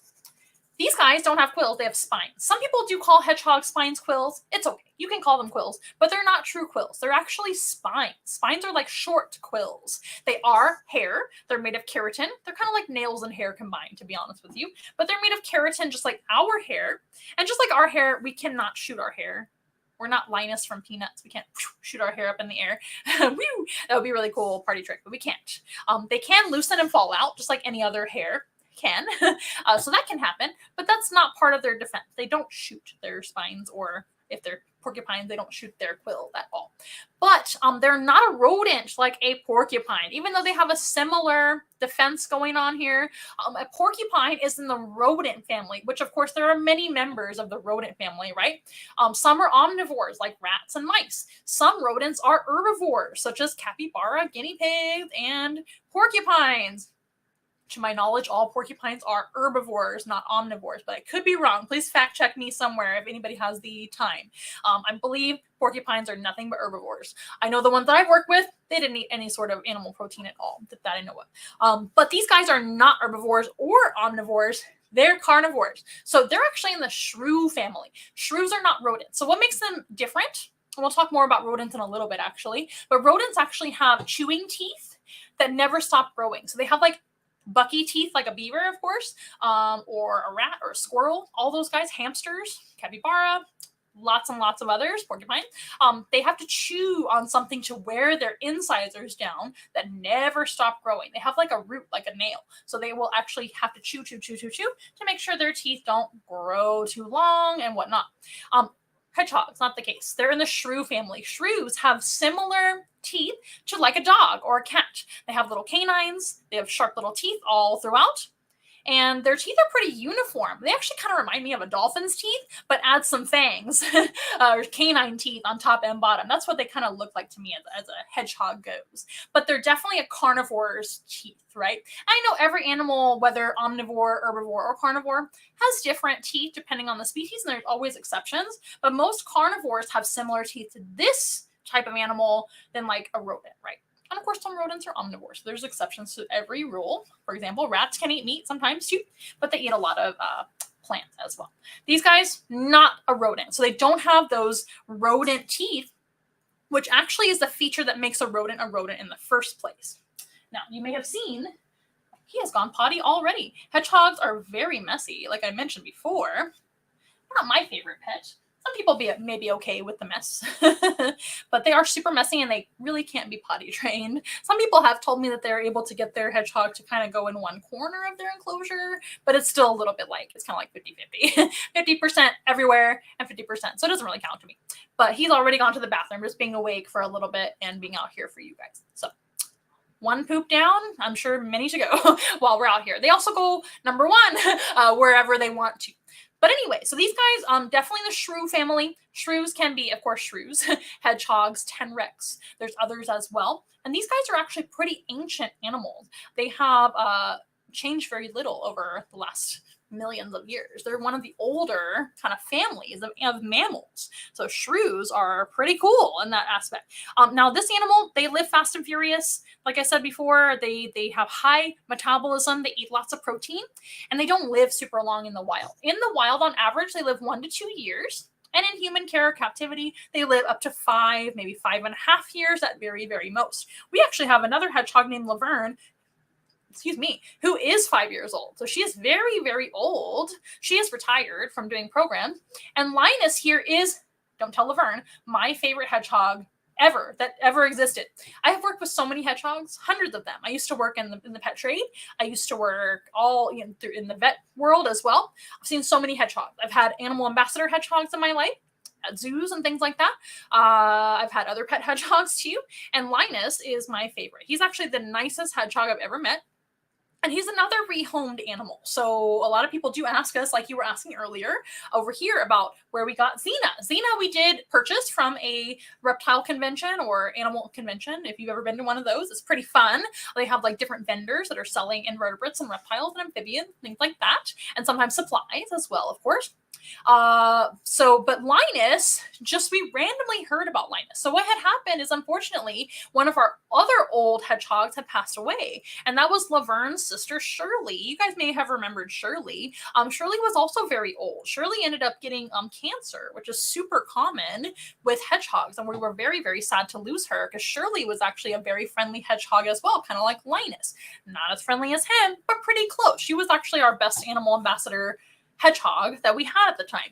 And Laverne has always been on the cranky side. That's just her personality, but she's always been beautiful, so we love her anyway. And even if she wasn't, we would love her anyway. She's a spicy girl, which is typical of a hedgehog, by the way. But Linus, I had heard about from a friend of a friend, I believe, that worked at a vet clinic, and heard that we were actually looking for another hedgehog because of Shirley, because we lost Shirley, unfortunately. And it was very sudden as well. So we lost her, very sad. And then we heard about this guy needing a home. He didn't have a name. I didn't know his name. I don't even think they told me his previous name. I named him Linus because I really like the name Linus. Oh, sorry, buddy. I spooked him a little bit. As you can see, their defense is to kind of roll up, but he's very curious for a hedgehog. He's always out and about and sniffing around. He's very, very outgoing for a hedgehog. But I heard about him, and so somebody just gave him over. He's had 2 other homes at least before us. This will be his final home. He's not going anywhere. We love him. He was a little on the skinny side when we adopted him. I think it was just a misunderstanding of what to feed. I got him on the proper diet and everything else.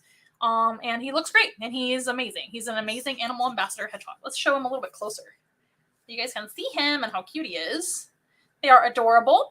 Again, I do not recommend these guys for pets unless you're experienced with them, or you're not a child. I don't recommend this type of pet for a child.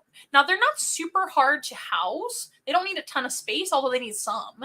The best way to give them exercise is with a hedgehog appropriate wheel, which is not a wheel with like slats or holes. You have to give them a wheel that's flat and usually plastic, or I guess I've seen wood ones too, but that's really hard to wash and clean. These guys are super messy, so you need something easy to clean like plastic, but it has to be the solid wheels. Usually the silent ones are recommended as well because they're running all night long, up to 12 miles a night, like I mentioned before. So they need a lot of exercise overnight. They do go to the bathroom a lot, so you have to clean that wheel every day or have one to swap out so that they have a new clean wheel. They also need a weekly bath. We give our 2 hedgehogs a weekly bath. We also trim their nails once a week as well. So that's something you have to actually learn how to do as well when you have a hedgehog, is give them baths. It's super awkward because they're not super social, so they don't really love it, but you have to have techniques in order to bathe them. If you want, maybe someday I can make a hedgehog bath tutorial video. That'll be fun. There's certain ways to get around them not being social and particularly into being handled, but it still has to happen, right? And you have to be able to do their nails once a week too, because they eat pretty much nothing but protein. Now, what do we feed them? I actually feed them a high protein kitten kibble, and I also feed them bugs. I feed them things like mealworms and sometimes crickets and things like that. That is actually the best diet for a hedgehog that I've ever had. I've worked with many of them. I've seen a lot of them have lots of complications and issues from diet alone. And this is the best diet that I figured out. There's things that like hedgehog diet that they make too. There's soft cat food, which for some hedgehogs works fine. But I've had a lot of good luck with this particular diet. And like I said, we have a hedgehog that's 5 years old. So she's very, very old. So we've had a lot of success. Very healthy.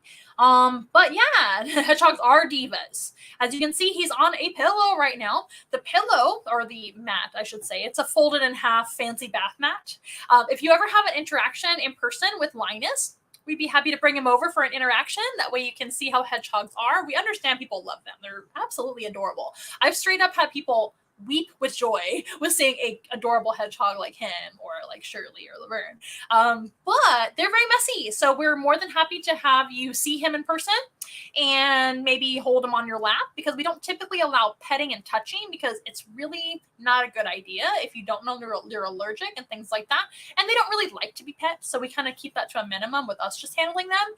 But what we do sometimes for hedgehog photo ops, for example, or just interaction, is you can sit with the mat in your lap, and we can put Linus on your lap for a quick photo and whatnot. You can just look down at him and see how pretty and cute he is.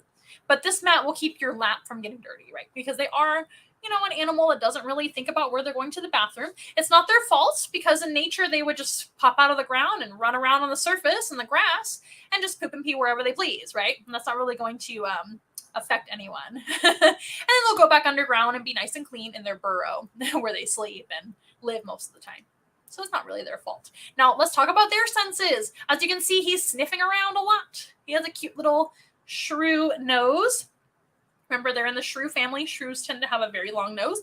Have you ever heard of an elephant shrew? They have a very long snout, like an elephant, but not quite as big as that. But they call them an elephant shrew for a reason. These guys have an amazing sense of smell. That is their best sense for sure. These guys can smell straight underground without digging. They can look for tasty, juicy bugs and lizards to eat and things like that. They can also sniff around for danger and just to get around and things. They also have great hearing. As you can probably see, he has reacted to my voice a couple of times by trying to hide from me. That's because I'm making certain noises like that they don't tend to like. I'm not doing it on purpose, except for just then, right? But it's just how I talk. Sorry, buddy. But that's him just playing it safe and balling up to stay safe. But as you can see and observe, he is reacting pretty quickly to noises. They have really good hearing, very good sense of smell, very good hearing. And I would say the next best is probably their sense of touch. They are super sensitive to be touched on the back. That makes sense for predators trying to eat them and things like that, or trying to grab them. They're super sensitive with their whiskers as well. They can feel around with their whiskers. They can feel around with their belly as they're kind of walking around the ground, which is where they are, right? They're not a tree climbing animal. They're going to be on the ground, kind of crawling around. And yeah, so those are their main three senses.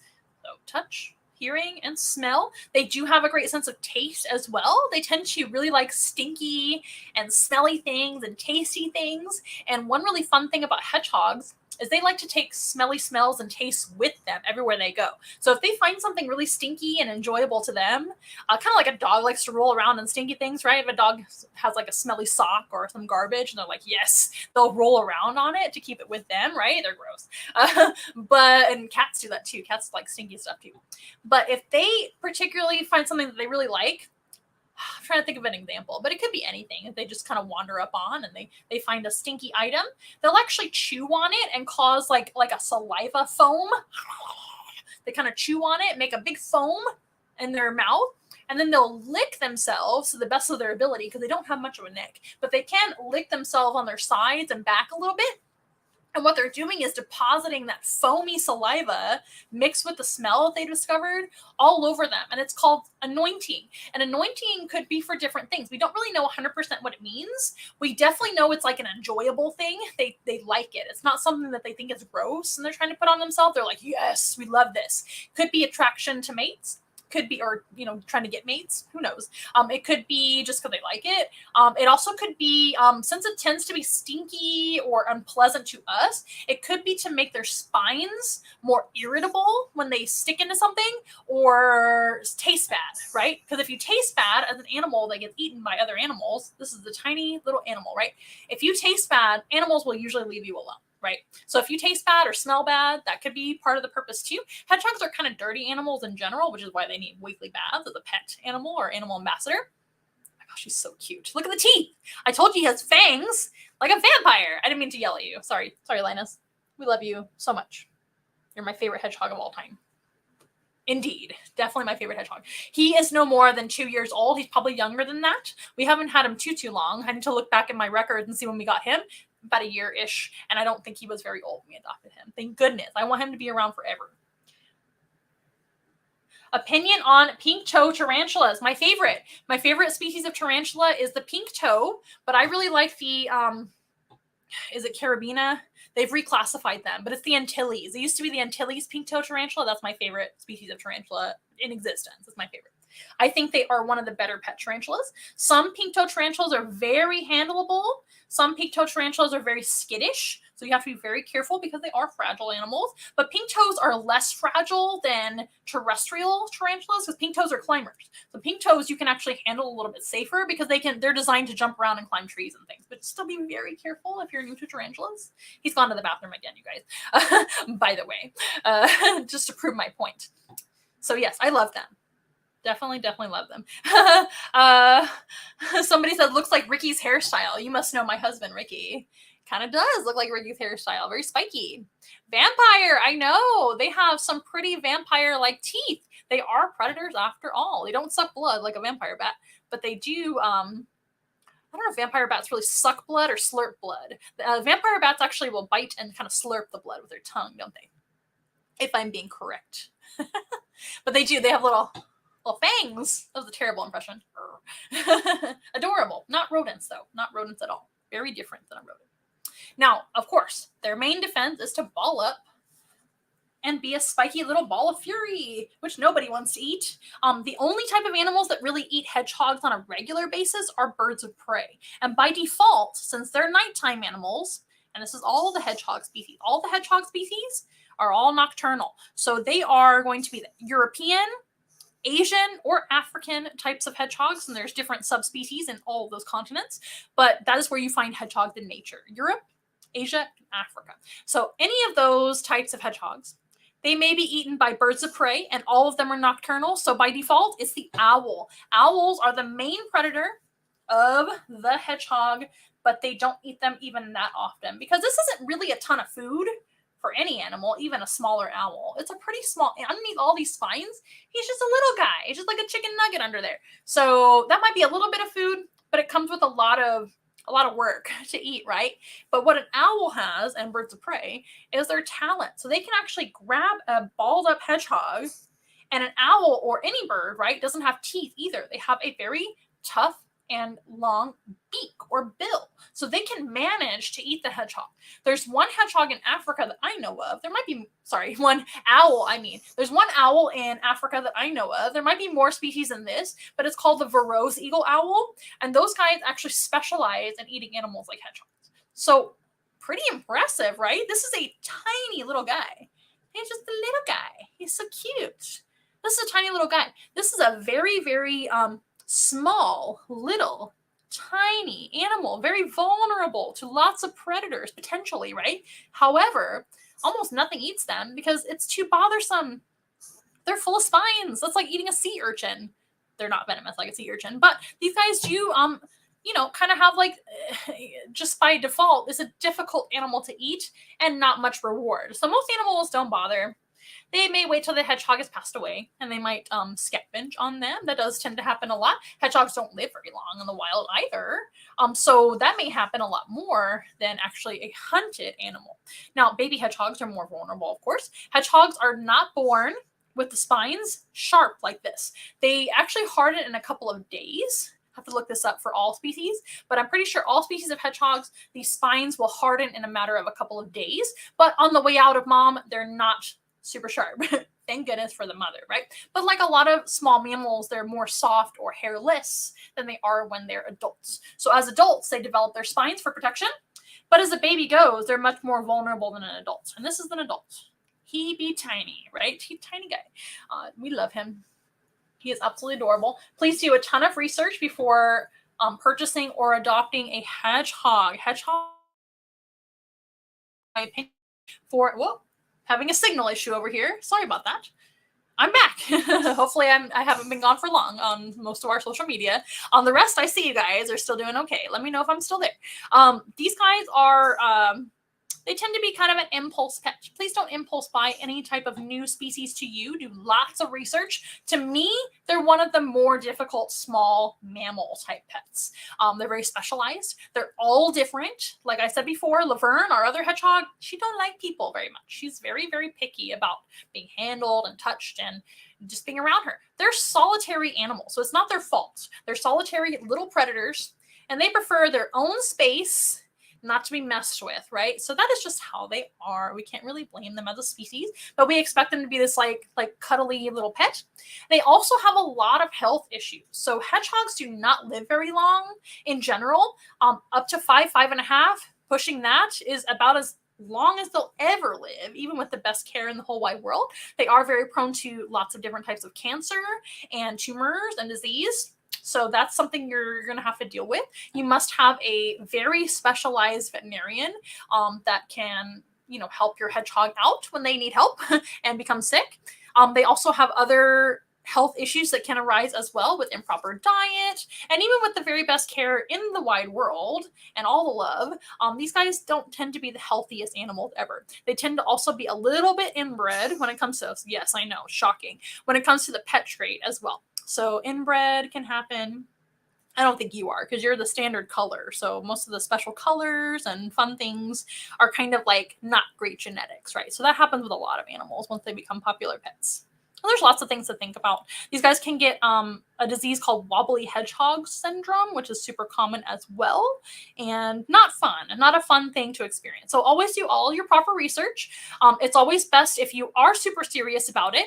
I don't recommend them for kids, but if you're an adult or a very much older child and you're very serious about adopting a hedgehog, I would look into adopting one that needs a home, because a lot of them, they're available for purchase in pet stores and things like that, but it's always better to kind of adopt one that needs a home. A lot of people do buy them and then they decide they don't want them anymore, just like Linus. And I'm so glad that we adopted him because I absolutely love him. Don't be grumpy, buddy. Now, their least used and least good sense is going to be their sense of sight. So they tend to be really reactive with all the other 4 senses, and then their sense of sight is really poor, very bad, very no color, very blurry, very limited. But their other senses tend to work overtime, and so they tend to be a little bit reactive sometimes to touch, sound, smells. But they're pretty cool. I understand why people love them. They're very popular, but a lot of times they seem like something that they're not on social media and videos and movies and all kinds of things. It's always better to maybe have an animal that's more domesticated, like a cat, a dog, a duck, something like that. These guys are not domesticated, even though they're in homes a lot. They are definitely not exactly like their wild cousins, because wild hedgehogs in the wild, I should say, they're still wild. But in the wild, they're definitely not going to be happy to see anybody, things like that. And as you can see, Linus has an amazing personality, and he's actually pretty social for a hedgehog. But as a species, they're really not my favorite, and they're not social. So that being said, I still love him. And we're meeting some of our favorites. Are you guys ready to meet my favorite mammal in the animal collection that we have? We have many animals, but this one coming up next is my favorite mammal. He is one that, as a species, I would recommend much more as a pet than a hedgehog, and it is a domesticated species. So let's say bye to Linus. Let me know if you guys have any questions about him. And again, there's a lot more to teach about as far as their care and things that you can learn. I mean, I've only scratched the surface a little bit. I have talked about their care in general on some other videos that I've made. They're just really not an ideal mammal species to keep. We're going to put another lap of luxury pillow right here for my next friend coming out. And he is my favorite mammal in all of the Once in a Wild collection. Can you guys guess what it is? So he will fit right here. So it's not Sandor or Gregor, our giant rabbits. Hello, hello. Thank you for joining us. A lot of work. Hedgehogs are divas, and they are a lot of work. Yep, they're really not a simple little animal to care for. They're very small. So housing as far as size is not super difficult, but it's at least daily cleaning, at least weekly bathing, at least weekly nail trims. Because another thing is they eat nothing but protein. So their nails grow very fast. And if their nails grow too fast, they can curl and become uncomfortable. And these guys are runners. They like to run 12 miles a night, right? Up to 12 miles a night, I should say. Anywhere from 2 to 12 miles each evening. And as a running animal, if they have too long of nails, they're kind of running uncomfortably, right? So it's super important for them. A bat? You think that's my favorite one? Or were you calling Linus a bat? Like a vampire bat? It's not a bat. This is actually an animal that I do recommend for a pet. Not for everybody, because most people, that think they want a pet, maybe they should think twice, right? I don't think that pets are for everyone.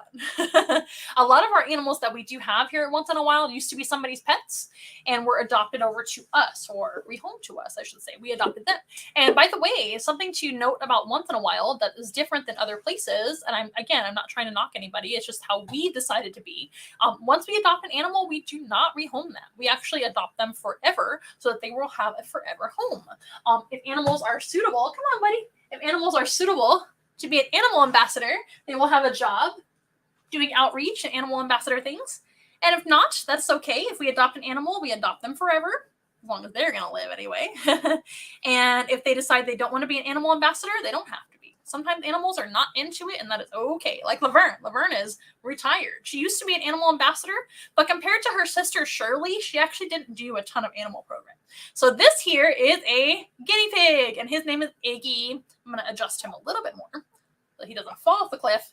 And Iggy is another kind of high maintenance little guy, but we absolutely love him. And I think they are more suited to becoming a pet. Can you hear him? Number one, these guys are social animals. Not every guinea pig is like Iggy, but guinea pigs in general are actually social animals that live in groups. Therefore, they tend to enjoy at least a little bit more company than a hedgehog, right? By default. Again, not every guinea pig is as social as Iggy, and that's why he's my favorite. Don't tell the other guinea pigs, but I think they know anyway. Brush this beautiful boy right here. He is a fancy guinea pig, isn't he? He's actually a Peruvian guinea pig. His color is red and white broken, and they can be actually self or solid colored too. But most of them have like broken up patterns. It's called broken. He is an amazing little guy. He might be facing me some of the time because he likes me, but these guys, as a species, guinea pigs are rodents, like we were talking about earlier with porcupine. So porcupines are some of my favorite rodents. This is another animal that's not necessarily my favorite species ever because I'm just not really a guinea pig person, but Iggy is my favorite mammal that we have. Beep.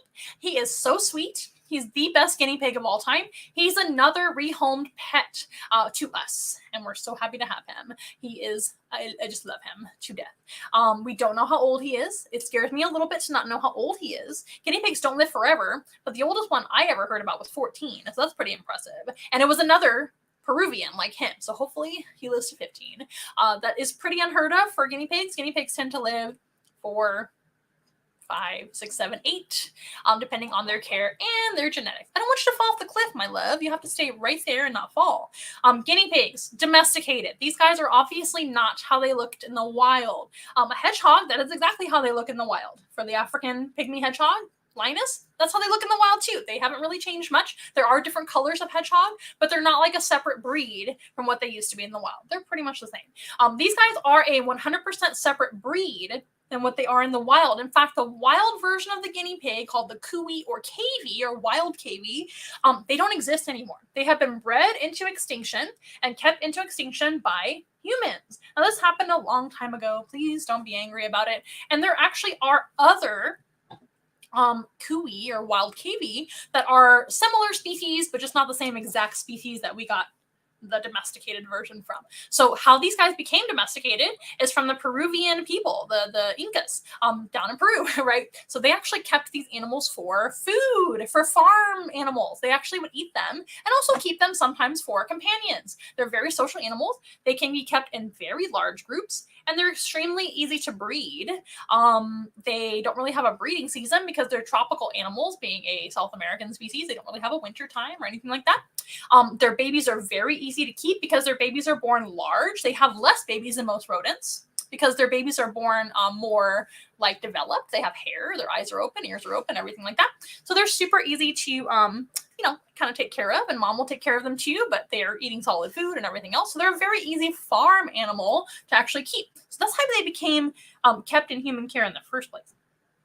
But eventually colonizers came over, settlers, white people came over, Europeans, let's just say that, and they came over and saw some of the kind of traditions that the South American people were doing, like the Incas in Peru, and they saw, oh my gosh, these cute little rodents that they're keeping for farm animals. What a cute little animal. So they, over time, decided that they would make really good pets. So they ended up taking some of them back to Europe, and eventually, years and years and years, hundreds of years later, we get all kinds of different breeds of guinea pig. But they were originally kept as a farm animal and still are down in South America. Isn't that cool? Now, I mentioned the original species that these guys come from is no longer around. They're extinct, but there are other ones that the Incas still keep, and they even keep domesticated ones too, just like Iggy, or maybe different breeds as well. Now, the ones that you most commonly see in the United States is called the American guinea pig. Those guys are short-haired. They can be different colors like him, and they can be self-colors, which are solid colors too, but they typically don't have the long, silky hair. Now, with his care in particular, we do have to trim his hair about every other month, every 3 months. He needs a little haircut. I like to keep him long because he looks so pretty, but it does continuously grow, just like a Maltese dog or like a Yorkie or something like that, or even a human, right? So it does need to be trimmed. He also gets a weekly bath with conditioner. After the bath, keep his hair nice and silky. And he does need about a nail trim about every other month to every 3 months, depending on how fast they're growing. These guys are not a meat eater, of course. They're actually a vegetarian. So guinea pigs are grazers. They're like little goats or little sheep. They are herd animals like a goat, and they eat grass like a goat. They're grazers. So they don't tend to have as fast nail growth as like a hedgehog, but they still need special nail trims. And since he's a long-haired version, he does need baths every single week is what we do. What else? These guys are pretty high maintenance, even though they're better pets than a hedgehog. They do require lots of cleanup. So these guys are not nocturnal, nor are they diurnal, which means daytime animals. They're actually what we call crepuscular. Cute fella. Thank you for the compliment. Somebody thinks you're cute, Iggy. Of course they do. They're 100% right. He is cute. But these guys are crepuscular, which means they're active a lot. The crepuscular technically means most active at dawn and dusk, which is their habits in the wild. So that makes sense if you think about it, because that is when there's less predators. So there's going to be enough light to see by and eat, but less predators and a little bit of darkness. So dawn when the sun's coming up and dusk when the sun is setting. That's when they're most active. But as a species, what's fascinating about the guinea pig in general, or the wild Kui or cavy, they're actually active for 20 hours a day. And they only nap for like little pockets of time throughout the day, for like 5-minute naps at a time.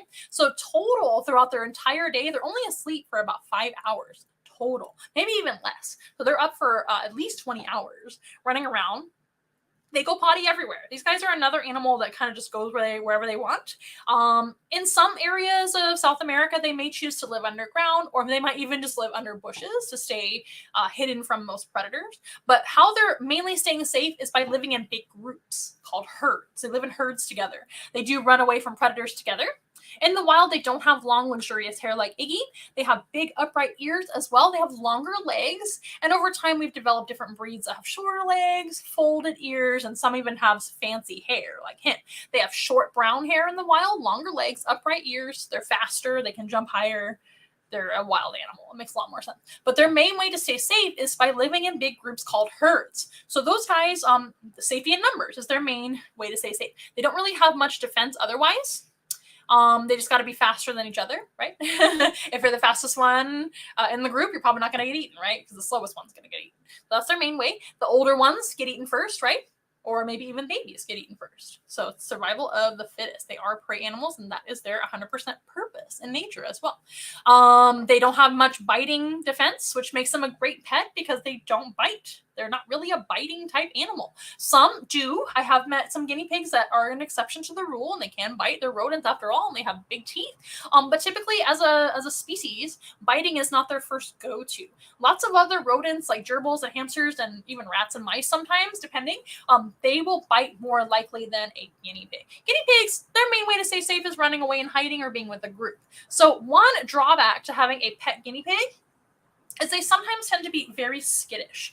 Most guinea pigs are very, very nervous to be picked up initially, but once you have them in this sort of kind of setup, maybe on a pillow, maybe on your lap, things like that, I recommend something like this so you don't get peed on, because they do go potty a lot too, like I mentioned.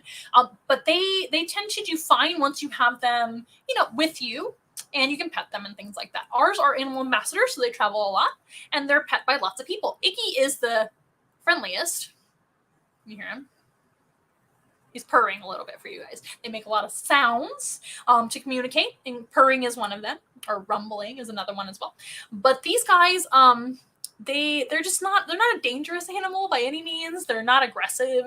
They're just a little skittish. So once you kind of get over that part of it, they're great pets. They're just messy. One thing about them that's a drawback is they're up for all hours of the day, like I mentioned. So you're going to be dealing with lots of poop and pee. They're also grazers, so they're constantly eating, and that helps them to wear their teeth. So if you're feeding them Timothy hay, which is most of their diet, they also need a vitamin C. We give it to them in the pellet that we get them. We give them oxbow pellet, which is, in my opinion, is the best pellet for guinea pigs in the United States anyway. I'm not sure if other countries have better pellet, but oxbow has the right amount of vitamin C for adults and babies, depending on who you're feeding. But once you have, the babies grow up fast. So let's say adult pellet, they have the proper amount of vitamin C. Now they only need a little bit of pellets a day, But the pellets and the Timothy hay help their teeth to stay healthy. You also want to give them enrichment to chew on too, but that's most of how they're going to keep their teeth worn down to the proper length. Another thing that guinea pigs get that we give in the morning is actually veggies. They can eat fruit as well. We don't do a ton of fruit because we don't want them to get too chunky or have heart health problems. These guys tend to have heart health problems if improperly fed. They also tend to get upper respiratory issues if you keep them on too dusty of bedding. We actually don't keep our guinea pigs on any sort of shavings. They're on fleece blankets, and underneath the fleece blankets, we just keep pellet bedding underneath, but they're not even on the pellet bedding. So there's zero dust except for hay. So they have their separate hay section, which is like in a little kind of like a bin, a plastic hay bin. And that's where they go eat the hay, but then they're going to jump out and sleep on beds and blankets. And we haven't had any issues with upper respiratory issues at all. Another thing that guinea pigs can get is bladder issues too. And again, they are domesticated. They're in my opinion, a good pet for the proper family that wants to love and care for them forever and ever, but they're still going to have their own issues. So that's what I'm talking about now. That way you're not being deceived and you have everything, most of everything prepared for you if you want to adopt one. But they tend to get urinary issues as well, and they can even get bladder stones and kidney problems and things like that, right, buddy? And the older they get, the more issues they can have, right? That's just something to be aware of. Just like a cat or a dog, they have their own problems too. But guinea pigs are domesticated, therefore they do a little bit better in general than a wild or undomesticated animal. So I hope that makes sense. These guys are amazing animal ambassadors too. We actually do allow lots of petting and touching with our domesticated animal ambassadors, such as our rabbit and our guinea pig friends. We have 4 of them. This is Iggy. Iggy is the longest haired one. We've got 2 that are Abyssinian guinea pigs, and those are Noodles and Billy Joe. And then we have Dexter, who's actually a American guinea pig, and he's all black. He's a self guinea pig. He is super cute. I agree. He is very cute. All right. I'm just making sure nobody has any questions. They still eat cuy, that's for sure. So in South America, they still eat cuy, and there's really nothing wrong with that. These guys are a food animal, just like we have chickens and pigs and all kinds of animals that we eat that are sometimes pets as well. These guys are pets and food in other places. That's what their lot in life is anyway. So in the wild, they're definitely feeding other animals like snakes and birds and lizards and all kinds of bigger animals than them. And may want to eat them. They are edible animals. Of course, we don't do that to our guinea pigs. They're our friends, not food, after all. But we do love Iggy. Iggy is another, like I said, he's an animal that was rehomed to us, and I couldn't be happier to have him. We actually got him it was a situation online where somebody had heard about us and they were looking to adopt him out. We had just adopted our 3 other guinea pigs, so it was like perfect timing. It was literally like the next day or 2 days after or something crazy. We had just set up our guinea pigs. We had just gotten them, and we got the message or call. I think it was a message about Iggy needing a home.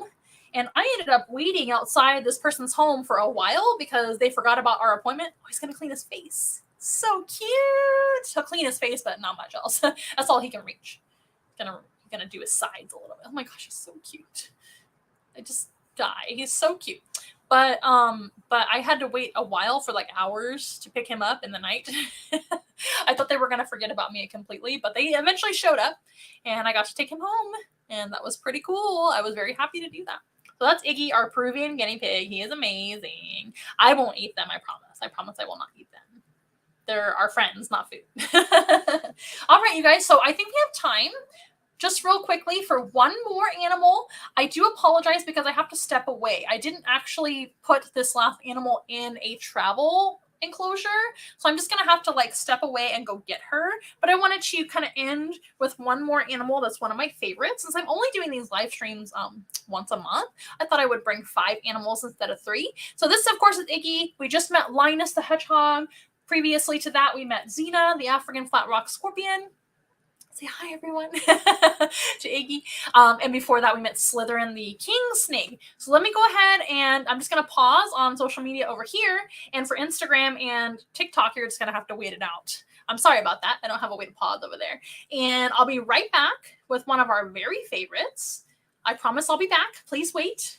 And then after that, it won't be much longer and we'll say goodbye. Thank you for being here so late. And if you're watching when this reruns, thank you for being here as well. If you're just joining us, my name's Amanda. This is Once in a While Wednesday. We are live with some of my favorite of all of our animal ambassadors. This is Iggy. Iggy's going to say goodbye to our lovely audience of the internet, on the internet. And we'll be right back with another animal, you guys. Don't go away. We'll be right back.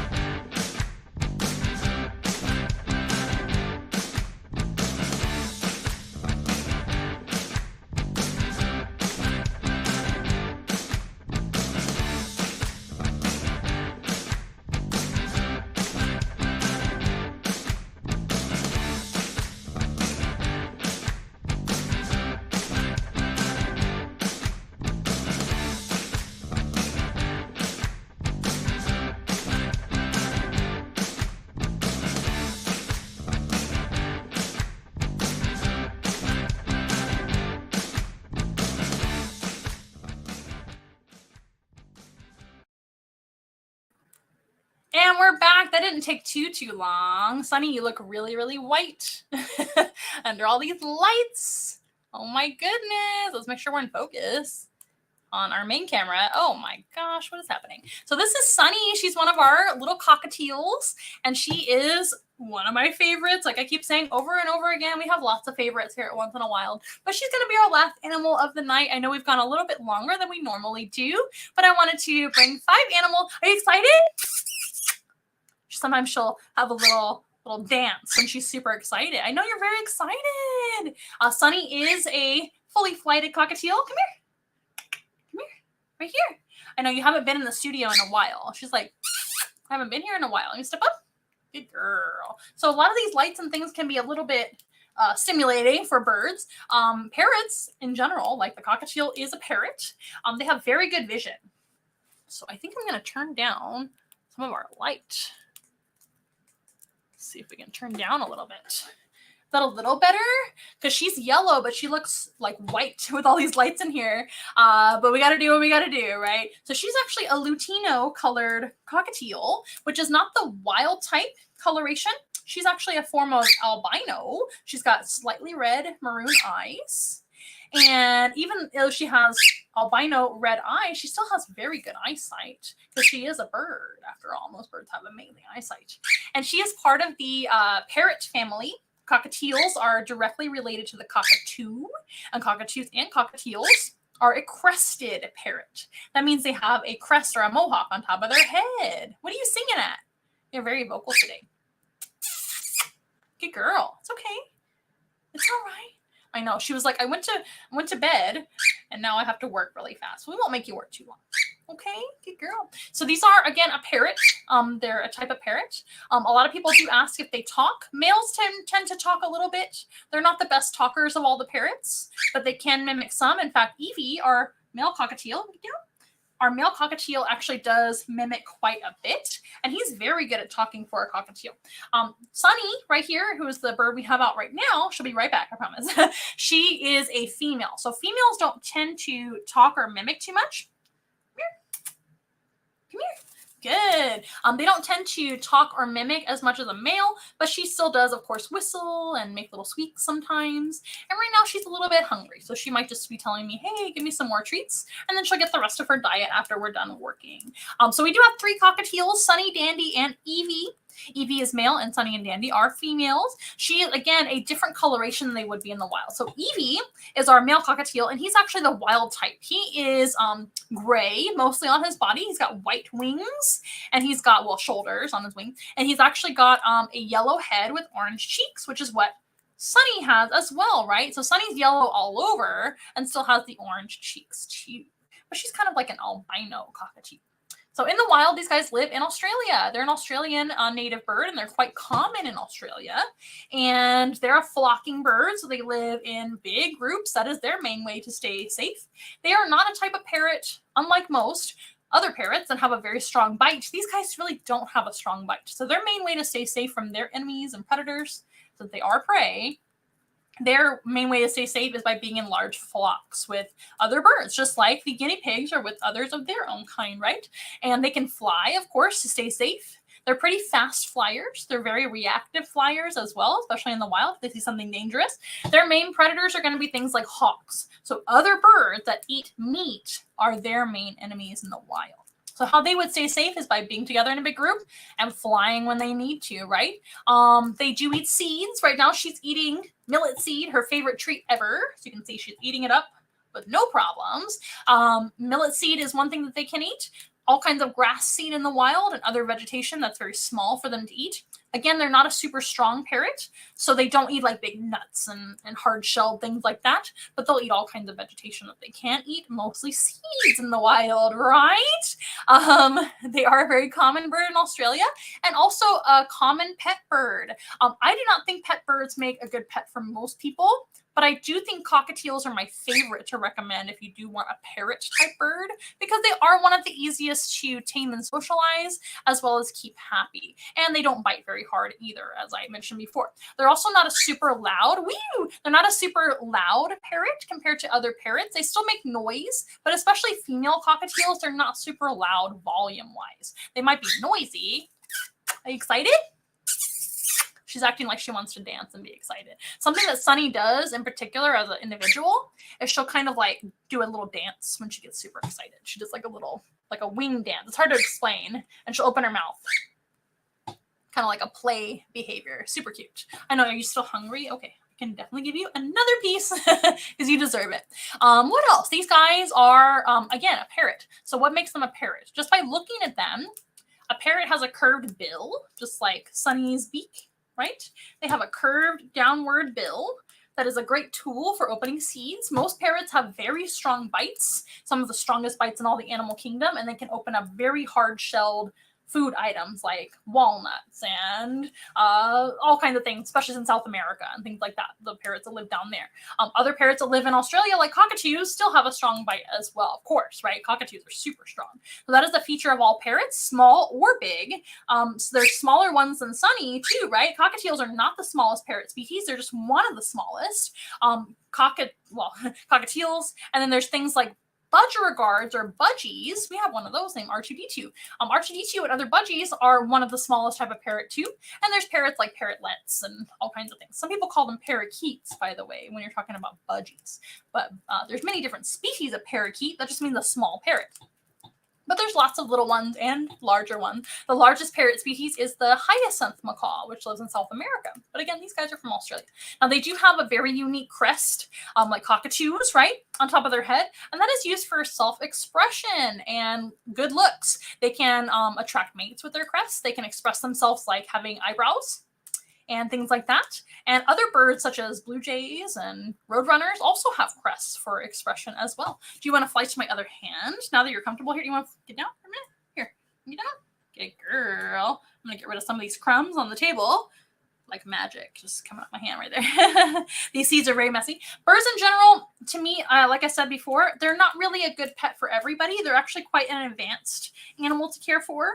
Not only are they very messy, loud, and can potentially be dangerous and bite, birds need a lot of things to do. They need a lot of social time as well. For the most part, birds are very social animals. Come on over. Come here. She's cheating by eating all the crumbs that are on the table. Is it cheating or is it smart? You decide and you choose. But these guys they tend to be very high maintenance. Most parrot species are diurnal, right? So they're going to be, I think all of them are. So they're going to be awake all day long and sleep all night long. Parrots do need a lot of sleep. Come here. They need a lot of sleep. She just stepped up instead of flew up. lazy. They need a lot of sleep, about 12 hours of dark sleep a night in order to be not cranky. And again, they're just very special animals that need a lot of specialized care. They're also very intelligent. They can get bored very easily, and they need a lot of social time. I believe that keeping birds together is the best way to go. Is it okay if I get a drink, Sunny? Yes, good girl. But if you don't have multiple parrots or birds, they can get lonely, and then you have to spend all your time with them. We take the other route. We have a little flock of these guys. We have 3 of them and 1 budgie, and we have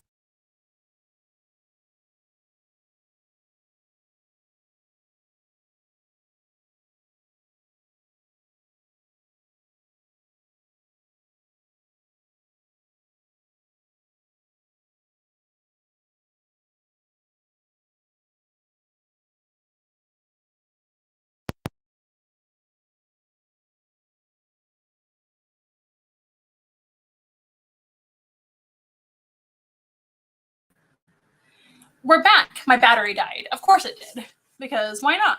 We're almost done, you guys, I promise. So what I was saying is it's really important for these guys to have socialization with humans or birds and training as well. We actually have a whole video all about keeping birds as pets, which I did a whole long time ago, talking about cockatiels and little parrots. But again, parrots really don't make good pets for most people. I think the best pet birds are chickens and ducks because they are domesticated for the most part when you have chickens and ducks. They're a domesticated species as opposed to cockatiels. Cockatiels, like the hedgehog, are super common in human care and captivity, right?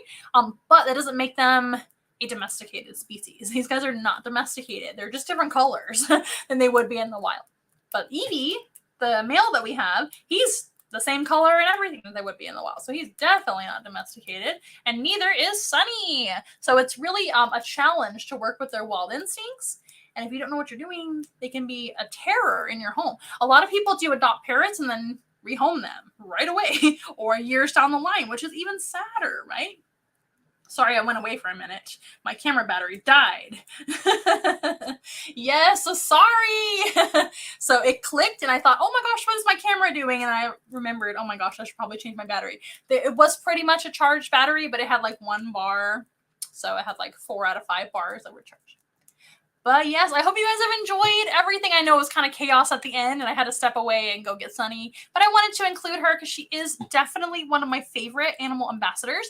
All the animal ambassadors you've met and many, many more here at Once in a Wild in our collection. By the way, we have about 100 individuals in our animal collection that we love and care for forever and ever, their whole life. And we also have about 65 species for you guys to choose from, including cockatiels and African flat rock scorpions and guinea pigs and hedgehogs. Woo! And what else did we meet today?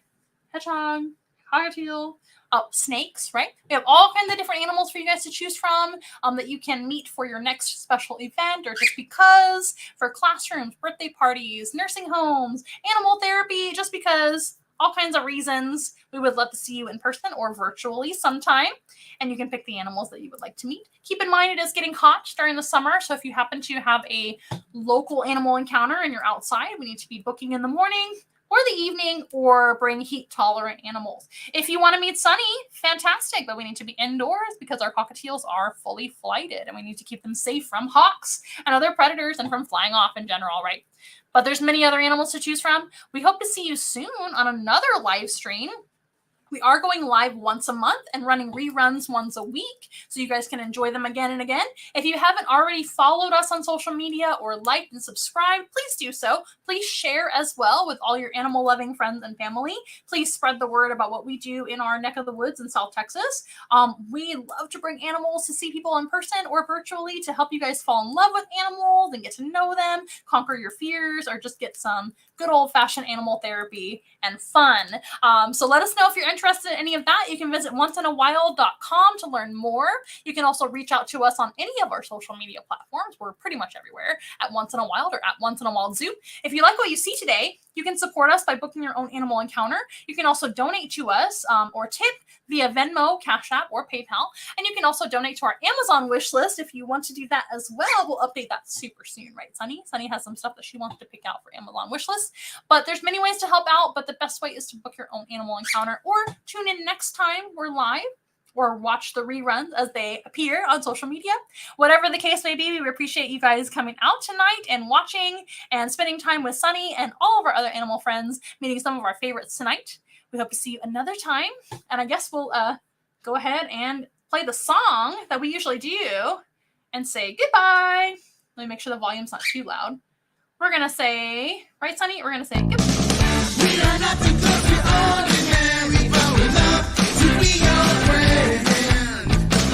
Hold our hands and let's have fun together, singing as loud as you can. Everybody singing once in a while. Together. Once in a while. I wanna hear you say once in a while. Never fun for me and you.